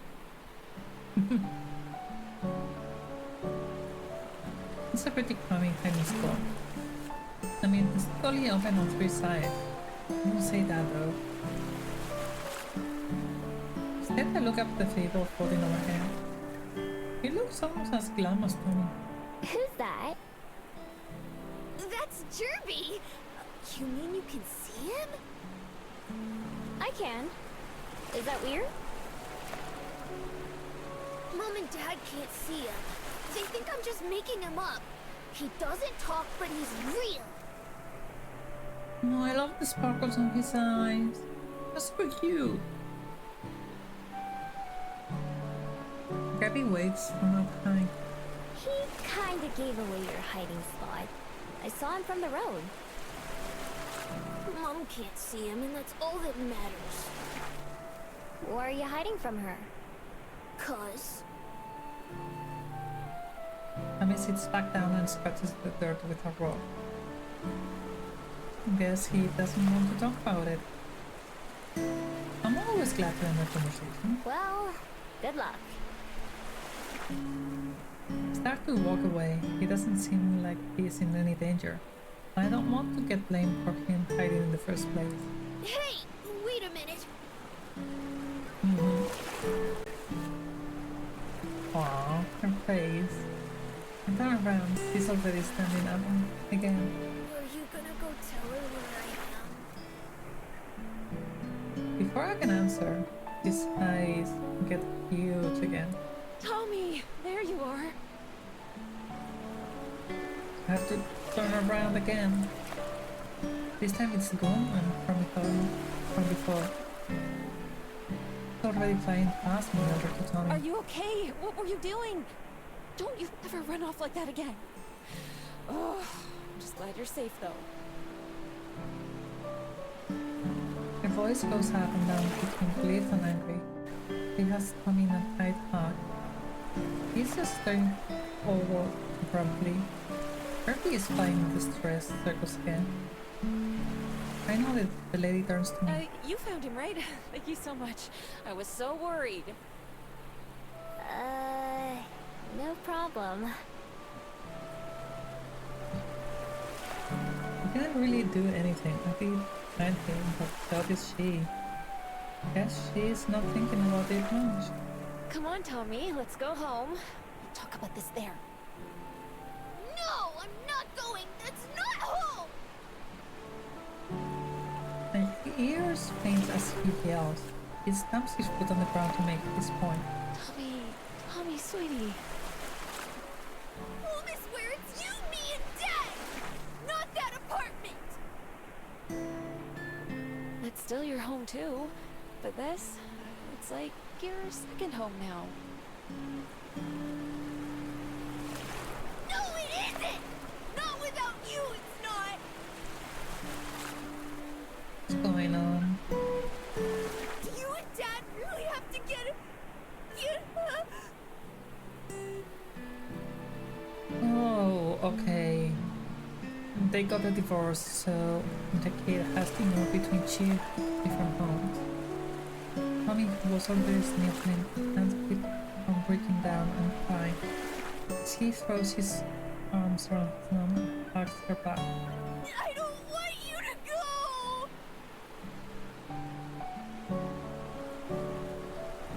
the impression that I should probably leave. Normally I'm happy to be nosy and listening to things, but right now seems kind of awkward. Neither of the humans notice me leave, but Gervie, the fable, sadly waves goodbye as I head off. Wonder what makes him stick around. I've never seen a fable like him before. Not being able to be seen by certain people sure sounds useful. I don't have to go far before the sounds of Tommy and his mom talking are drowned out by the noise of the waterfront. I easily fit into the crowd of people milling about, being able to live a life that no one notices is close enough to being invisible. Pretty lucky that I don't ever have to have those kinds of fearful conversations or panic about someone missing. Now, being part of the crowd is just perfect for me. I stand at the concrete and admire the ocean until I have my fill. Then I start wandering away.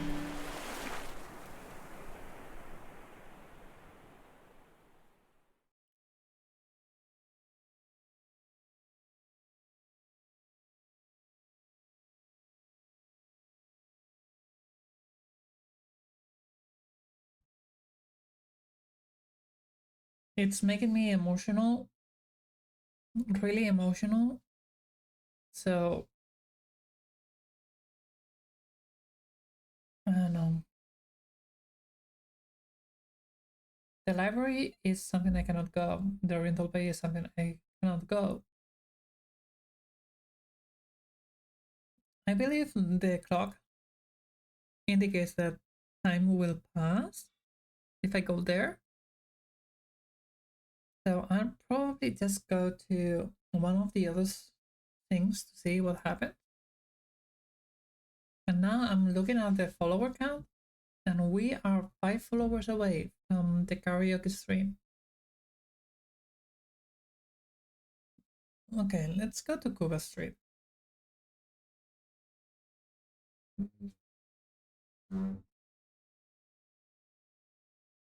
They say the perp always returns to the scene of the crime, so I head back to the main streets.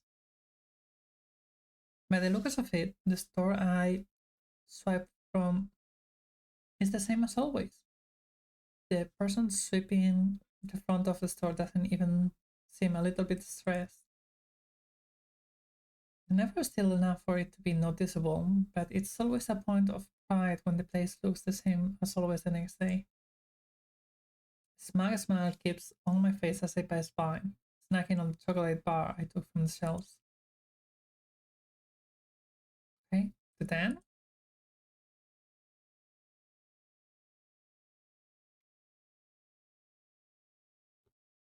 Without much else to do to pass the time, head back to my den. It's not the best place to hang around, honestly, but it's comfortable enough. Looking around the small area, I sit back into my usual form. If I have to kill some time, I might as well have fun while I'm at it. A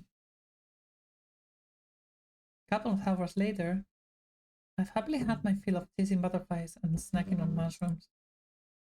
Okay, time to get back to it. And the last one, Mount Victoria.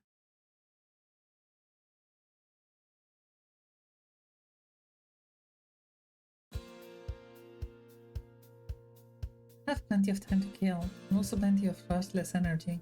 I decide to go for a walk up Mount Victoria, just to give myself something to do. I take the long way up this time, instead of taking a bunch of shortcuts like usual. Went through neighborhoods and then back out again, with only the occasional car parked passing by on the street.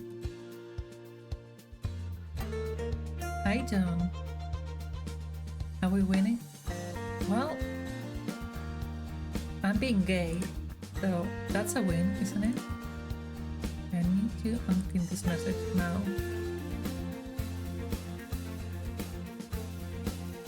How are you doing, John? Hi. By the way, this is the main character of the visual novel.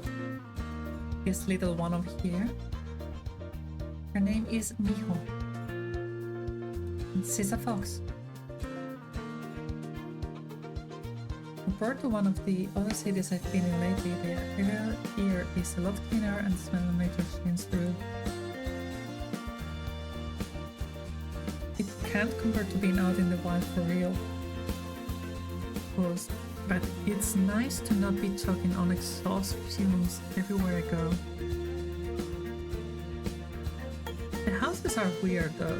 Many of them sit up on tall legs, and giant bags with windows for eyes. More people seem to be coming down the mountain than going up to it. Most of them zip past on bikes or skateboards, while others are jogging or just walking. This path is longer than I thought. Halfway up, there is a wooden bench just off the sidewalk. It's occupied by a man with dark hair and big sunglasses. As I'm about to pass by, he waves. Well, hello, miss. Nice evening for a walk, eh? Huh? Is he talking to me? He must be, because there is no one else nearby. Chatting's usually not my thing, but for the moment, I appreciate the distraction. It sure is! I'm glad the rain's gone. Oh, for now, yeah. It's never gone for long, though, is it? That's so! I'm new here. I didn't even think it would rain since it was so sunny the day before.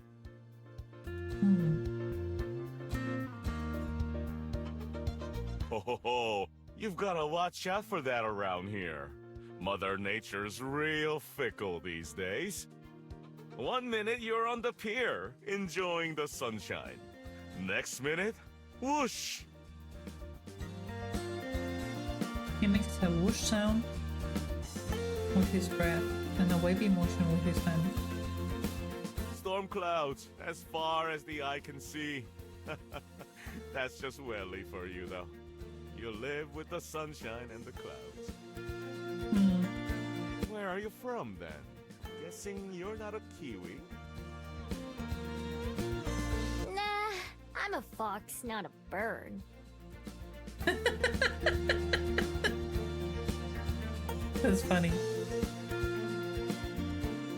The man laughed, a deep belly laugh, like this well. I'm not sure whether I said that was funny. Not like that. Although those little guys are cute. A Kiwi is a word for us New Zealanders in general. So it's a bird, a fruit, and people. You've got it. All three are delightful. Indeed. Anyway, welcome to Wellington. I hope you're enjoying your time here in our little city. So far I am. I made my den here on the mountain. I've gotten coffee a few times, and I went to the library. Yeah, Kiwi, that's slang term for New Zealanders. Yeah, I knew that. But it's funny that Siri is like, no, I'm not a bird, I'm a fox.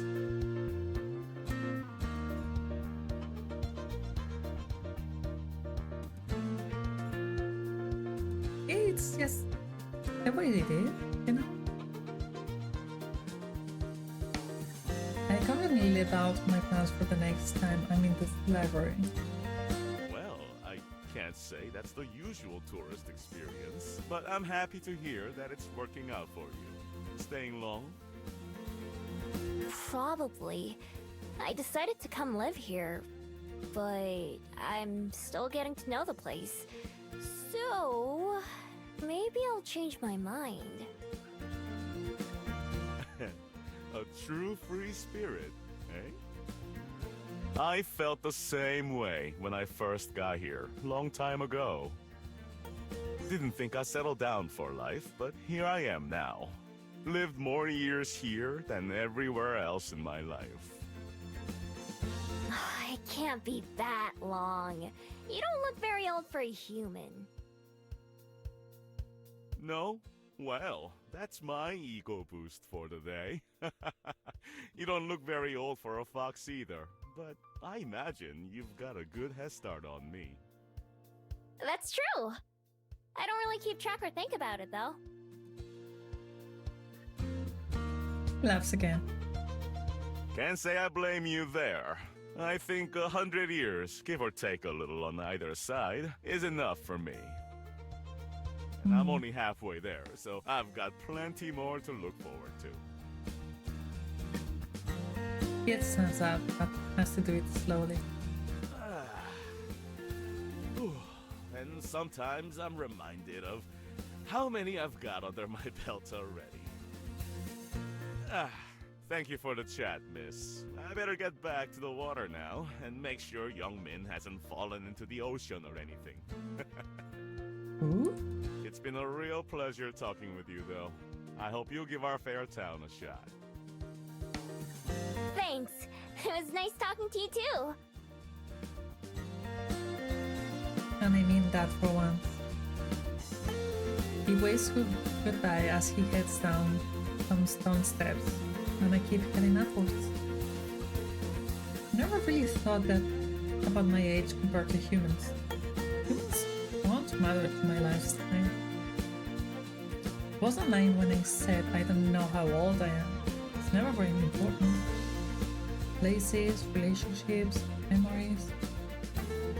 They just tie people down. They want to be everywhere. When I reach the top of the mountain, I take a deep breath of the crisp air.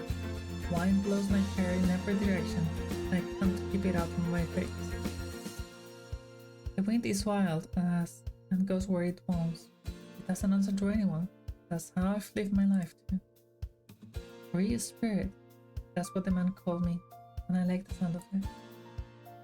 I can see the smudges of a few people down by the beach and on the pier. Is one of them the man I just met? There is no way to know. From up here, they're just tiny little blips, impossible to tell apart from each other. Once I've had my fill of the views, it's time to get on the way again. Turn my back on the people and start making my way down once more.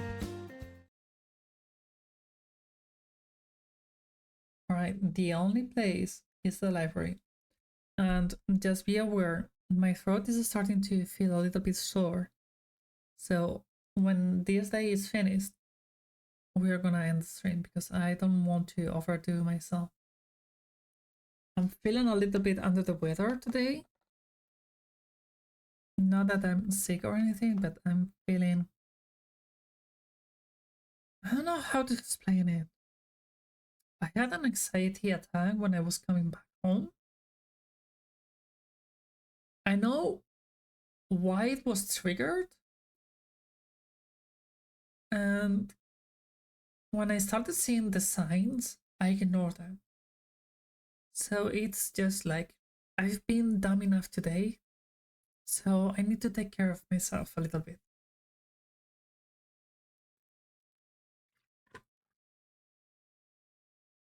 But I didn't want to cancel stream. I would have felt even worse.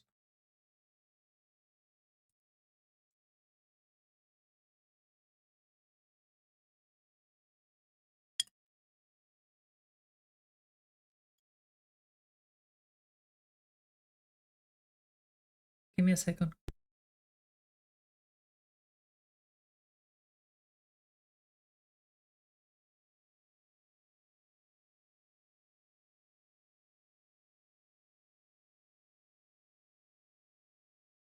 Okay. When the moon is high in the sky, I decide it's time. This is the perfect kind of night for me. There's not much wind, meaning I'll be able to hear or smell anyone approaching. It's a little cloudy too, which gives me some cover from the moonlight.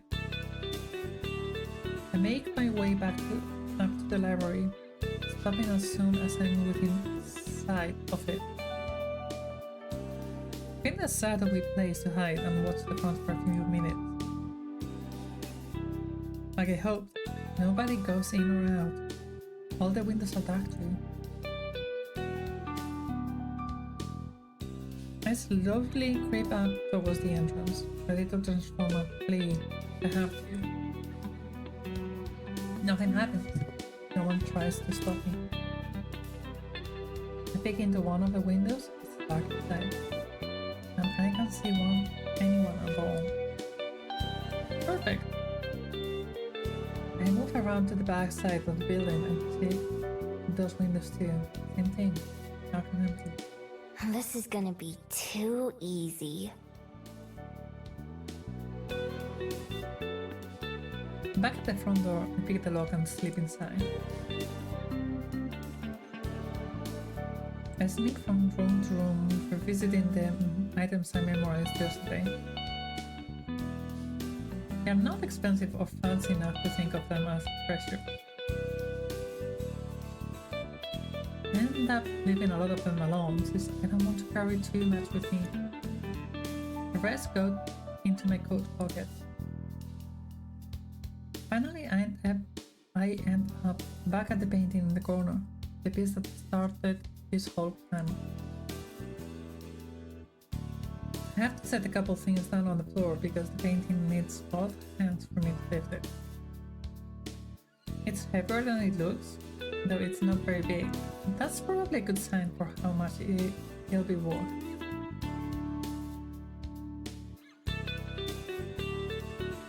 I have to jiggle it a couple times to get it off the hook, but I manage. Hanging the painting under one arm, pick up the other goods from the floor. It should be enough for one night. Best to get in and out quick. I start to head back for the front door where I came in. Before I get there, light floods the room. My heart starts to race as I immediately prepare to run. A quick glance over my shoulder shows the woman from last night standing at the top of the stairs. Her eyes are glowing blue with anger. She takes a step forward, not seem to touch the stairs. Leave that painting alone! I've got to get out of here now. Throwing caution to the wind, I clutch my spoils tight and charge for the door, trying to make myself a small target as possible.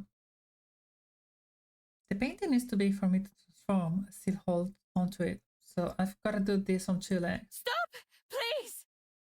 I don't stop. Just like my arrival here with the guards at the sky airport, the thrill of being chased has already taken over. It's exciting and scary at the same time, but either way, it spurs me to move faster. Using my shoulder, I cross out the front door and into the night. I run as quickly as I can, keeping an eye out for patches of slick mud or puddles of water. The path I take go far past Mount Victoria and my den, ending up in a small residential area. Stash the painting under a parked car, then take my fox form and crawl under a house, upsetting a mean grey cat who was already hiding there. It makes a loud crawling sound, and I glare at it, desperately willing it to be silent before it gives away my position. I crawl back as best as I can. That seems to scare it into shutting up. I'm not sure if I was being followed or not, but I don't want to take any chances. After 10 minutes or so, I climbed out, pick up my loot, and sneak back towards my den. Now that excitement has worn off, I just can't keep a smile off my face. There's nothing more satisfying than pulling off a heist, even one as easy as this. All the thieves I've heard about must have it rough, having to stake out the place for a long time, trying really hard not get caught, and making sure not to be seen. I've never done much planning. I just do where it feels right. My ability to transform makes it pretty hard to catch me. although I have had to leave behind stuff I was taken once or twice. And honestly, it would get boring if I never got caught and had to run. My good mood lasts me all the way home and then disappears completely when I see who's waiting for me. The woman in white. She stands just outside my den, looking like she doesn't care at all about the cold or the mud. In fact, their perfect clothes don't seem to get dirty at all. With the back turned to me, she's staring up at the moon, but she faces me as I approach. She has the same calm presence as when I first saw her, but I can see a mournful look in her eyes, which have gone back to brown instead of furious blue. My heart quickens, almost suffocatingly. She watches me intensely. I know how quickly calm can turn into anger.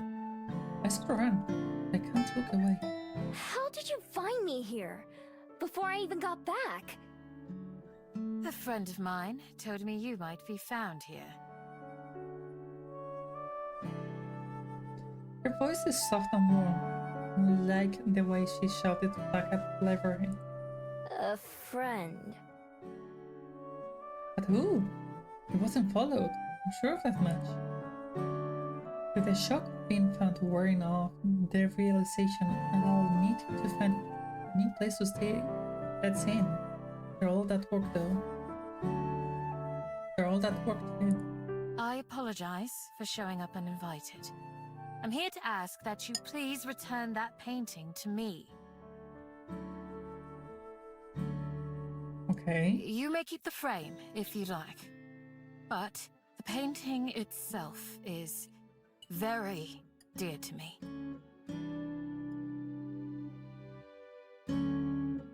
I look down at the portrait. I've been carrying it for a while now, but I haven't given the picture itself much thought. It's a beautiful painting and clearly very old. The girl found it is wearing a long, flowing dress, looking down with a small smile. And also... She breathes out slowly and my eyes narrow. It's the sound people make when they are acting calm but they are angry. Should you want it, I have an extra room available in my library, with a soft bed and a warm meal. You may stay as long as you wish. Huh?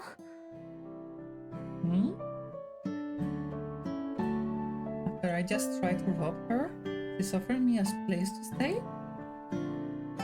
Okay, now I know this must be a trap. There's no way. Although, it's the same thing she asked me last night before I broke in. I'm sure she doesn't remember that. Why?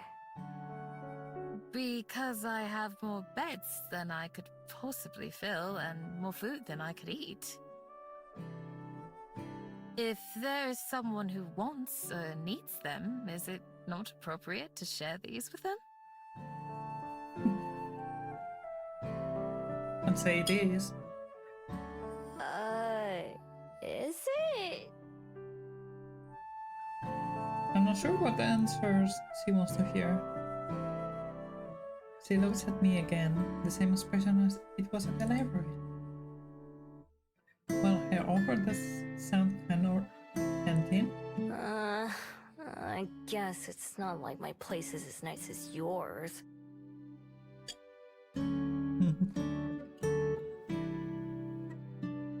Not anymore, at least. Not after it rained and made half of it mud. I looked down at the painting again. If I sold it, it was just going to be so I could buy the same things she's offering me. Still don't trust her. I've watched people enough to know better than that. There must be something he wants. But I don't think she wants to hurt me. She knows I don't have anything worth stealing. If she tried to pull something, I could just run away. It's only one night. I can come back and try again. Find somewhere else to take it home. looked up to the bird as she's standing. It looked less a den and more a pile of mud. The thought of sleeping there again practically makes the decision for me. Fine, I'll take it. She breathes out slowly again and smiles. Maybe that sound doesn't mean she's angry? Wonderful. I'm glad to hear it.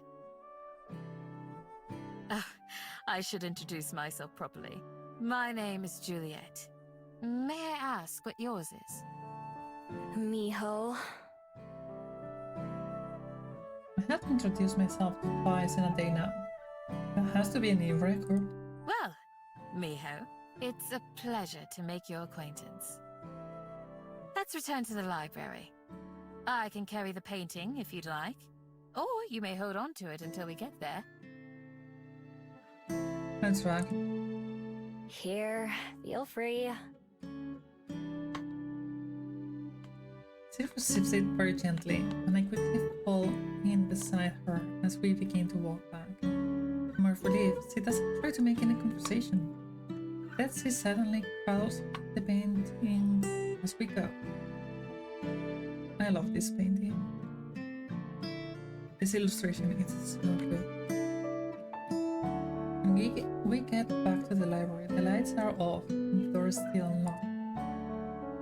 After setting the painting down on the desk, Julia gestures towards the stairs. It's on the second floor.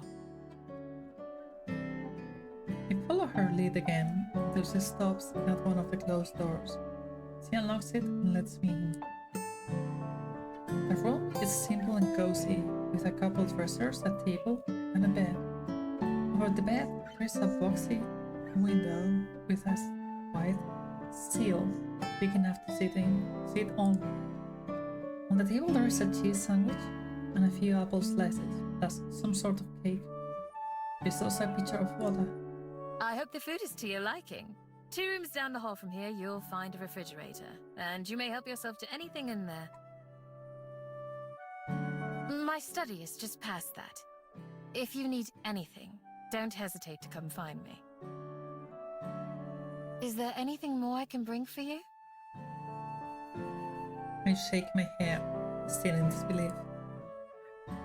What am I even supposed to say in a situation like this? I just stole from her, and now I have both a bed and food in return. As if to answer my confusion, she gives us a calm smile. It doesn't help. Then I'll leave you to it. We can speak again in the morning. Good night, Miho. The door shuts behind her, and I expect to hear Juliet lock it. But when I try the knob after giving her a few moments, the door opens quietly into the dark hall. Juliet's nowhere to be seen. Pull the door back shut behind me and inspect the room, looking for any hidden threats. I also check the food, sniffing it to make sure there is no poison or anything. If there is, I can smell it, so I dig in instead. Whoa. This is really good. There's 3 different kinds of cheese in the sandwich, which is 2 more kinds that I knew existed. The bread is soft and buttery, and when I take a bite of the apple juice rolls down my chin. The water that I wash it down with tastes better than the water from the stream by my dam. When I'm done eating, I'm into bed, still feeling overwhelmed, or more specifically, not knowing how to feel. Part of me fears that I've made some gigantic mistake and that I'll wake up in danger, if I ever wake up at all. Trusting my instincts have kept me alive on multiple occasions and for hundreds of years. Enough that I've lost count of exactly how many. But something tells me I don't have anything to fear from the woman who I can only assume is my host and the owner of this place. So with that in mind, I pull the blankets up to my chin and adjust the luxurious pillow beneath my head. Who knows, maybe the morning will bring trouble with it. But right now, just sleeping sounds alright.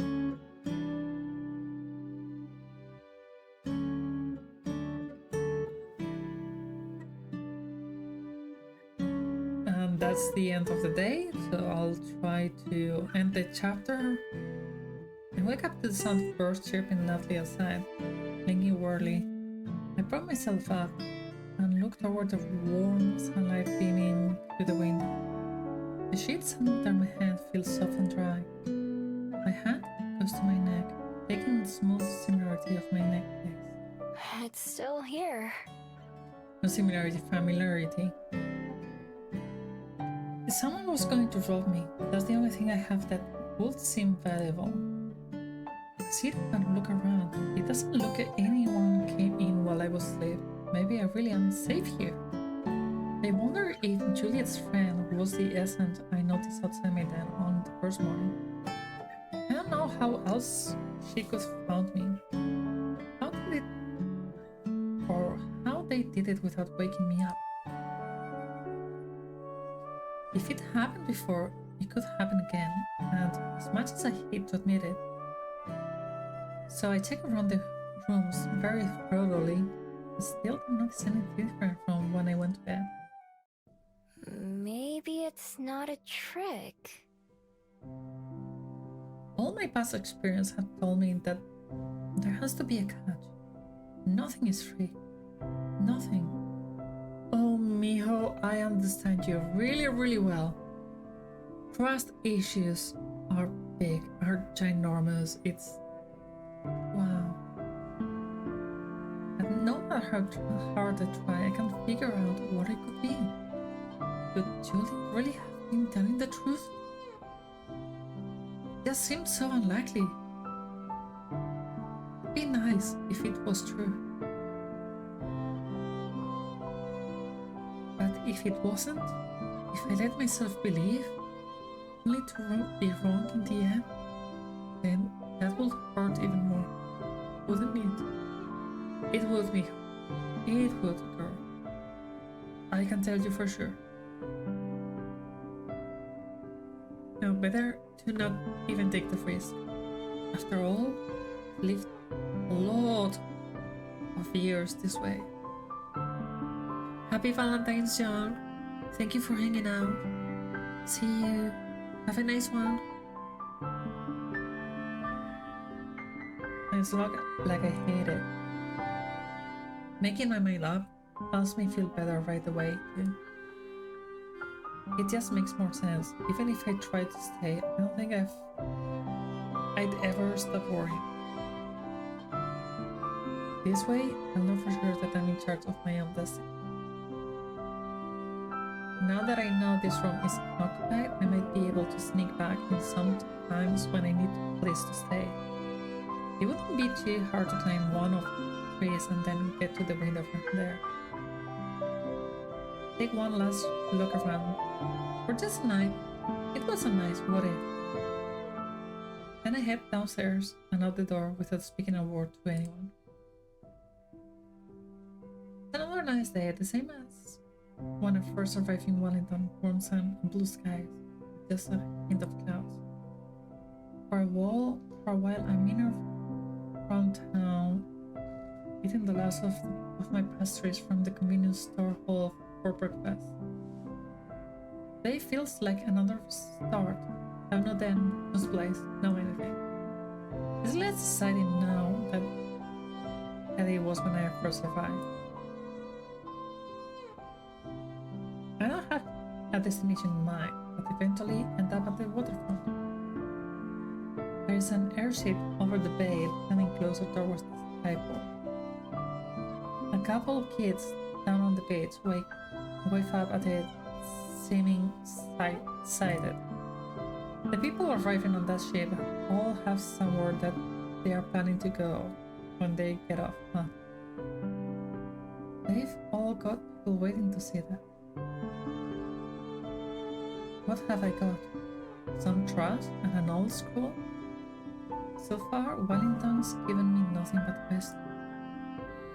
That never bothered me before in any of the other cities I've been to, so why not? Guess that's another question for the client. I push myself off the railing and head back into town. I go through the motion of scouting for somewhere to reveal my dad. But my heart really isn't in it.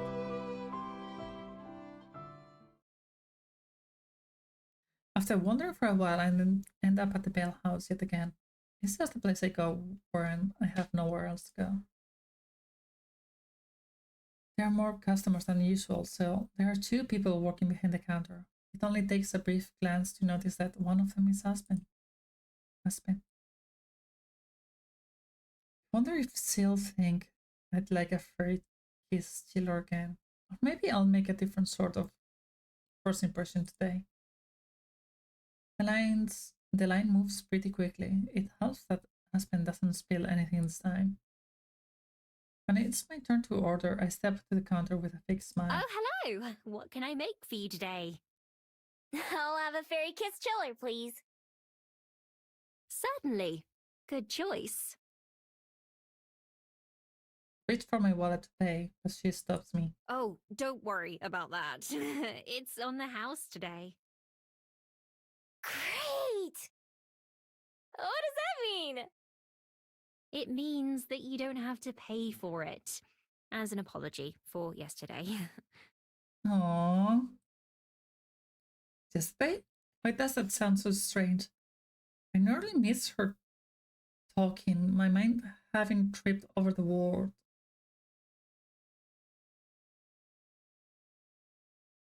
She reaches for a cab, the pen already in her hand. And that's for Miho, right? For Miho? My name? She remembers my name? My heart begins to race wildly, my body reacting just as strongly as my mind. Aspen frowns, quickly noticing that something's off. My head in too much of a daze to deal with it though. It is Miho, right? She checks a notebook on the counter, brow furrowing deeply as her finger slowly moves down the page and taps on one of the lines. What do I say? How do you explain? That for the first time in my life, for the first time in hundreds of years, somebody's remembered my name. It's not supposed to be like this. I'm supposed to be forgotten. Every time without fail. It's my armor. My life. Take a step backwards. I have to run. To get out of here. I have to get away. Where to? I've just been running. I don't have anywhere else to go to run to. I don't have any other choice. At the plan of destination, I turn on my heel and bolt outside, not daring to look back. Everything is wrong. I have to go. Miho! She calls my name again. I disappear into the street. Not the first time I've heard that as I fled. But never like this. Never with such a confused, worried tone. Feeling sick to my stomach, I pushed myself to run even faster.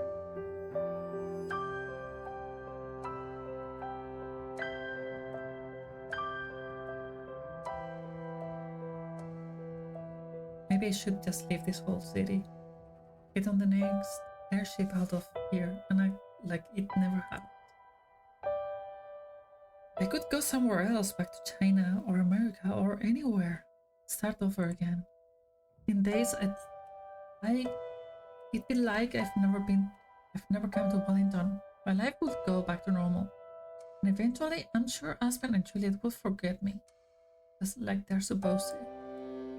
Nothing would be different. Except that's not quite true.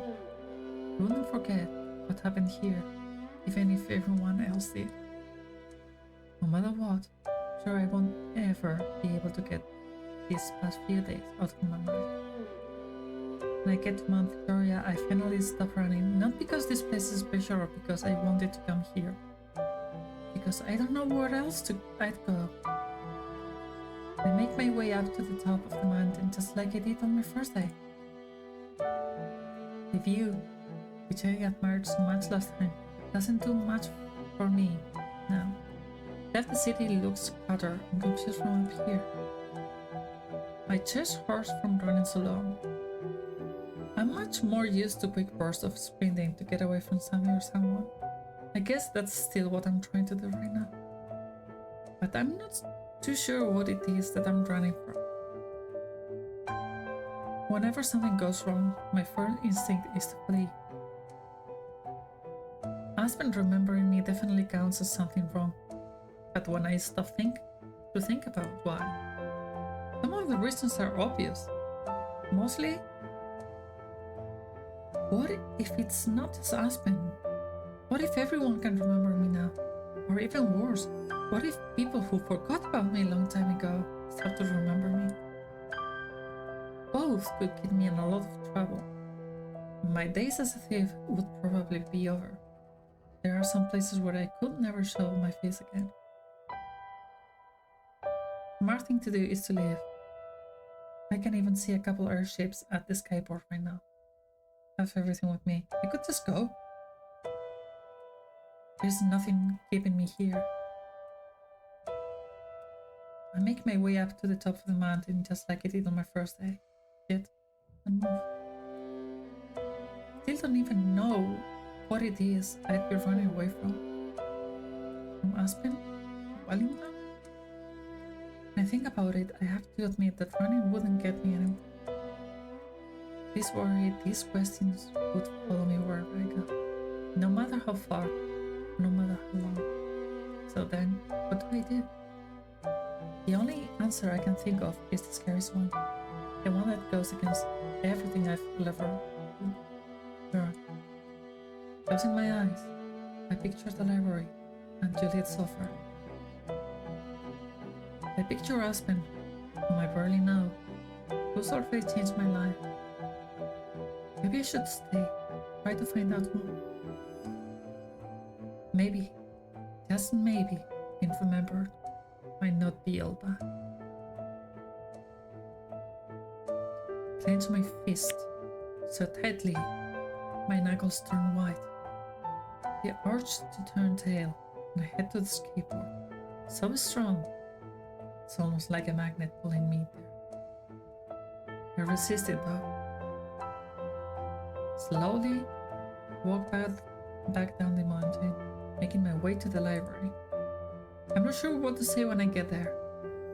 Explain everything to Juliet and hope she'll let me stay in that room again.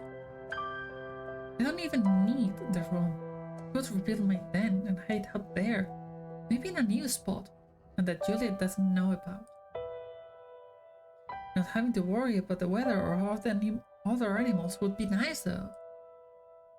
There's no telling if Juliet will remember me too.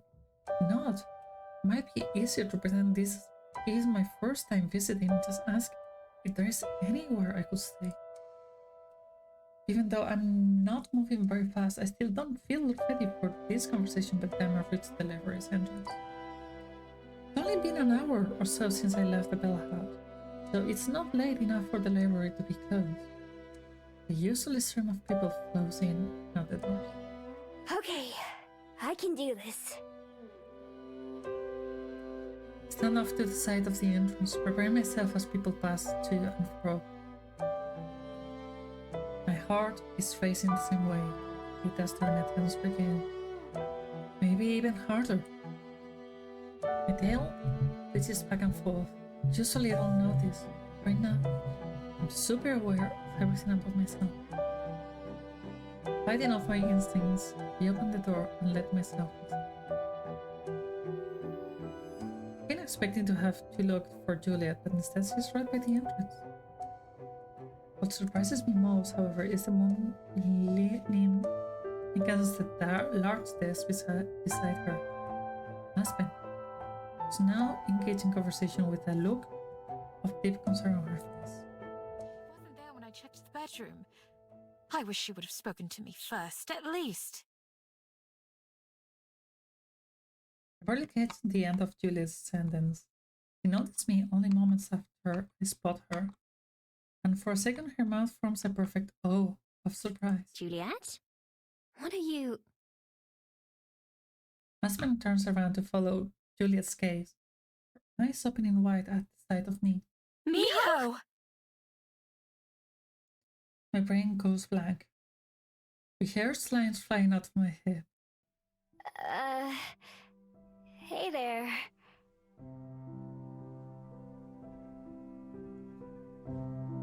I make a heart. Fuck, this is so emotional. Give me a sec.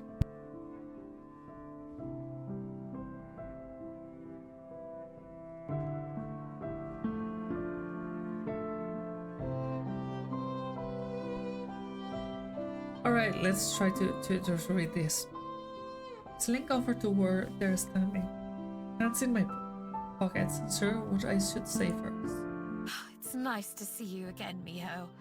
I was hoping that you'd return. Me too. That was pretty sudden. I worked extra hard on that drink for you, you know. I freeze up, looking for the words.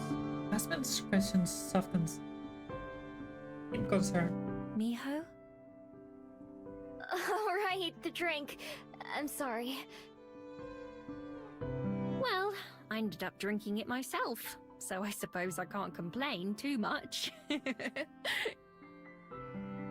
laughs and I can't stop myself from blurting out my next words. You seem different. I'm sorry? Like, less polite? Well, I'm not at work anymore, am I?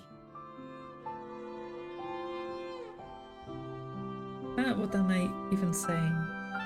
What was I planning on saying again? Will you be staying for a while, Miho? If so, we can continue this conversation in the dining room. It's a bit more private there. Julie takes charge of the conversation effortlessly, and I accidentally sighed inwardly. Yeah, sure. That sounds great. I'm not gonna run away again. I'm glad to hear that. Right this way, then.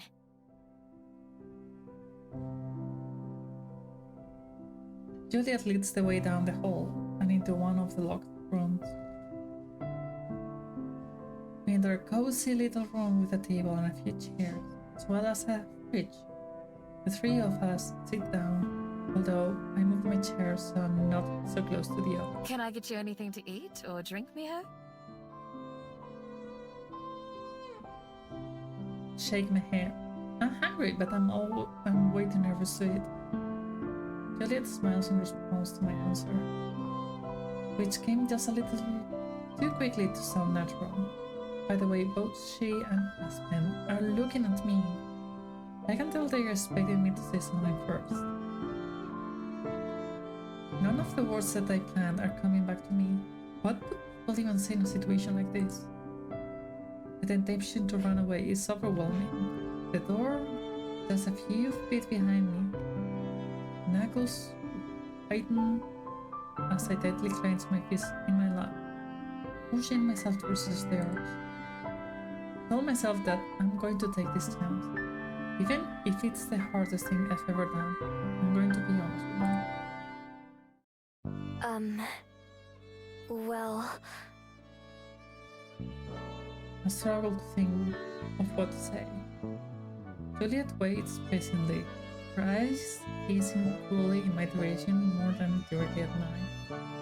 Aspen soon grows restless, however, her expression clouded with concern. Sorry. I don't know how to just say things. I've only ever copied other people's, so I... Aspen's expression clear up in some sort of understanding. It's okay, Miho. Take your time. So I... don't really know how to... talk like this. You're doing just fine. If you say so. They're amazing. It's not just talking either. I don't know much about anything. Well, anything human. All I really know about is being a fox. And all we foxes care about is how to survive. It might be hard to believe, but I'm not a normal fox either. There's something kinda special about me. Kinda different. fingered the beads around my neck. Their constant warmth and presence is reassuring. I avoid looking at either Aspen's or Juliet's face. What else? Usually, I have to steal to get by. I don't just have to, I like to. I'm good at it too. That's how I ended up meeting Juliet. And the reason I'm so good at it is because I don't know why it happens, but ever since I got my human form, everyone forgets me. Even the people who catch me stealing from them. After a day or two, I can walk right past their face and they wouldn't even recognize me. No one has ever recognized me. Until Aspen remembered who I was at the Bell House. It was such a shock that I ran away. That's what I always do. I was thinking about leaving Wellington forever, even though I just arrived a couple days ago. I'm still kind of tempted. But instead, I came back here. And that's it. Just hearing the words coming out of my mouth makes me want to die of embarrassment. It makes me uncomfortable when other people think about me. And yet, putting everything out there feels surprisingly good. It feels like a weight that's come off my shoulders. There's no going back now, and that's a relief in its own way. So you're saying that you've never ever had a family? Or a friend? Nope, never. And not since I stopped being a regular fox, at least. Oh. I'm so sorry to hear that. Why? Well, because that's... not to be rude, but that sounds rather lonely to me. Lonely, huh? I've never thought about it before. I see. Aspen sits back and still looking concerned. On the way she keeps fidgeting, I get the impression she wants to say more, but it's holding back. Juliet swoops in to savage this situation. You have been very brave to stay here, Miho. I'm personally glad that you decided to come back to the library. I had your room prepared in hopes that you would. You're welcome to use it for as long as you'd like. I think that we could become great friends. Friends. I hold the war on in my mind. It wears strange food and gingerly trying. Is that a word that fits me? That's something I could have. It never seemed like a possibility before. None of what Juliet so far me has. Right now, it's like I'm standing at the end of one path, the beginning of another. I could turn around and go back the way I came, back to the den, and life spent alone. I know that world. I've lived it in for so many years. But I can't just go back, not now, but when there can be something more, something new. Everything could be different if I just let it. When I look at the Aspen and Juliet, I can tell that they're hoping I'll say,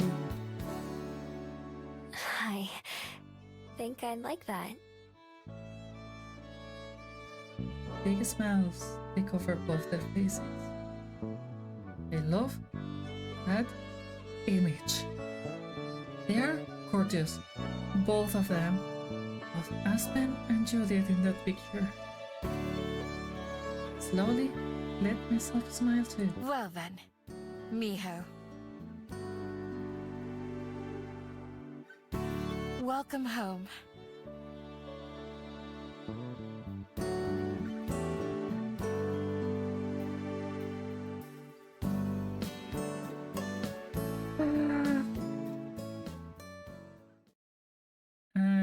We are leaving it here in chapter 2.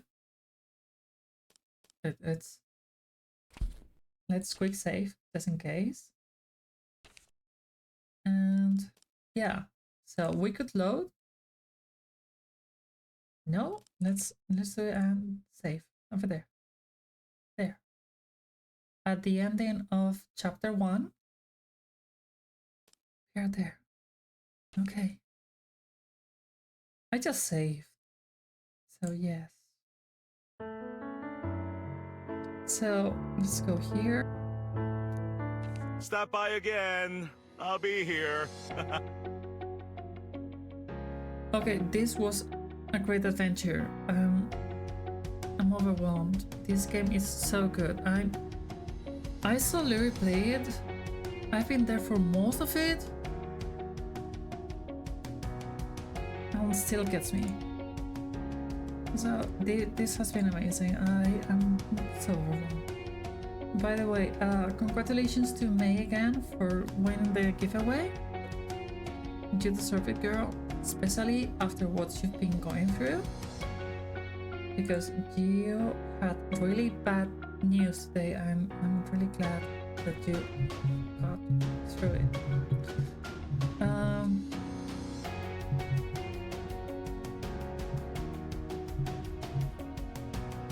Okay. I know who I'm gonna raid because it's his birthday. So we are going to raid him, who is celebrating his birthday.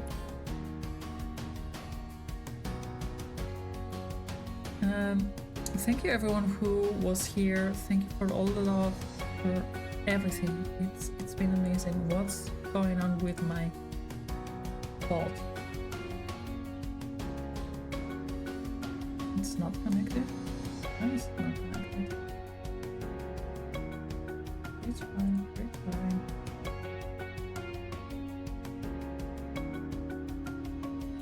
Oh. Let me just do this manually.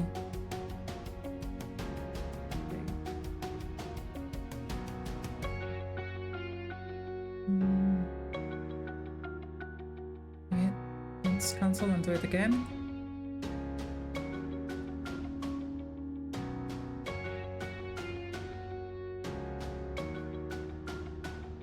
Okay, it's not acting out.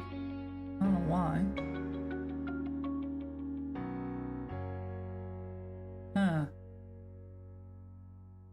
Untriggered. Okay, let me see. Wait. It's not even working.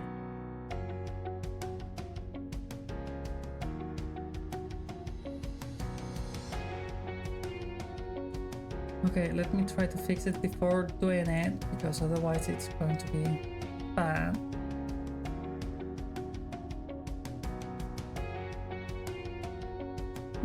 And caster account is connected. Is it not working? Is it not working?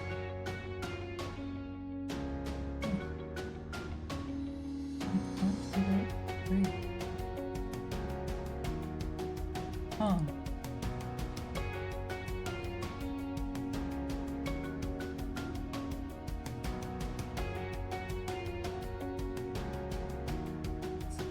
Update running.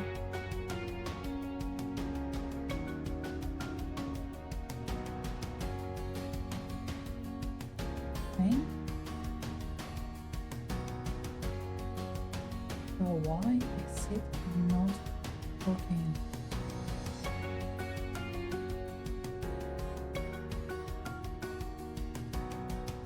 What's going on?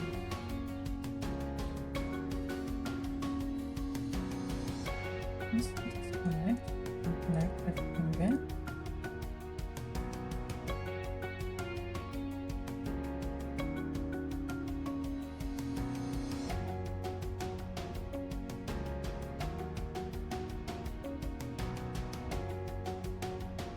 Okay, it's connected.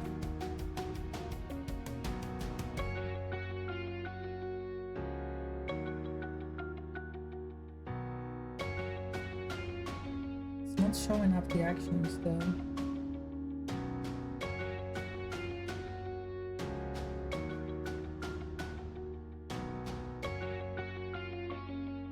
Okay, so let's put it like that. That's for subs. For no subs.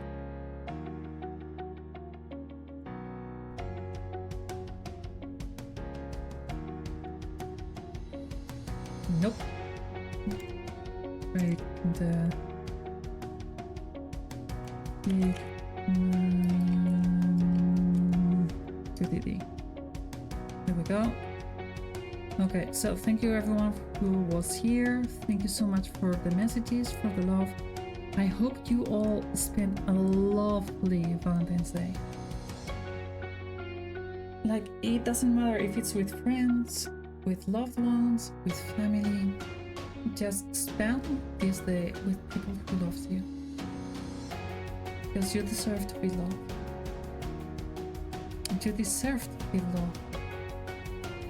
You deserve all the best because you're all amazing. I'll see you back on Sunday and I will be doing 3D stuff. I hope my bot works back by then. I'll try to fix it though. But yeah, until then, please stay safe, stay healthy, take care of yourself, take care of each other, and remember, I love you all. See you on Sunday. Bye bye.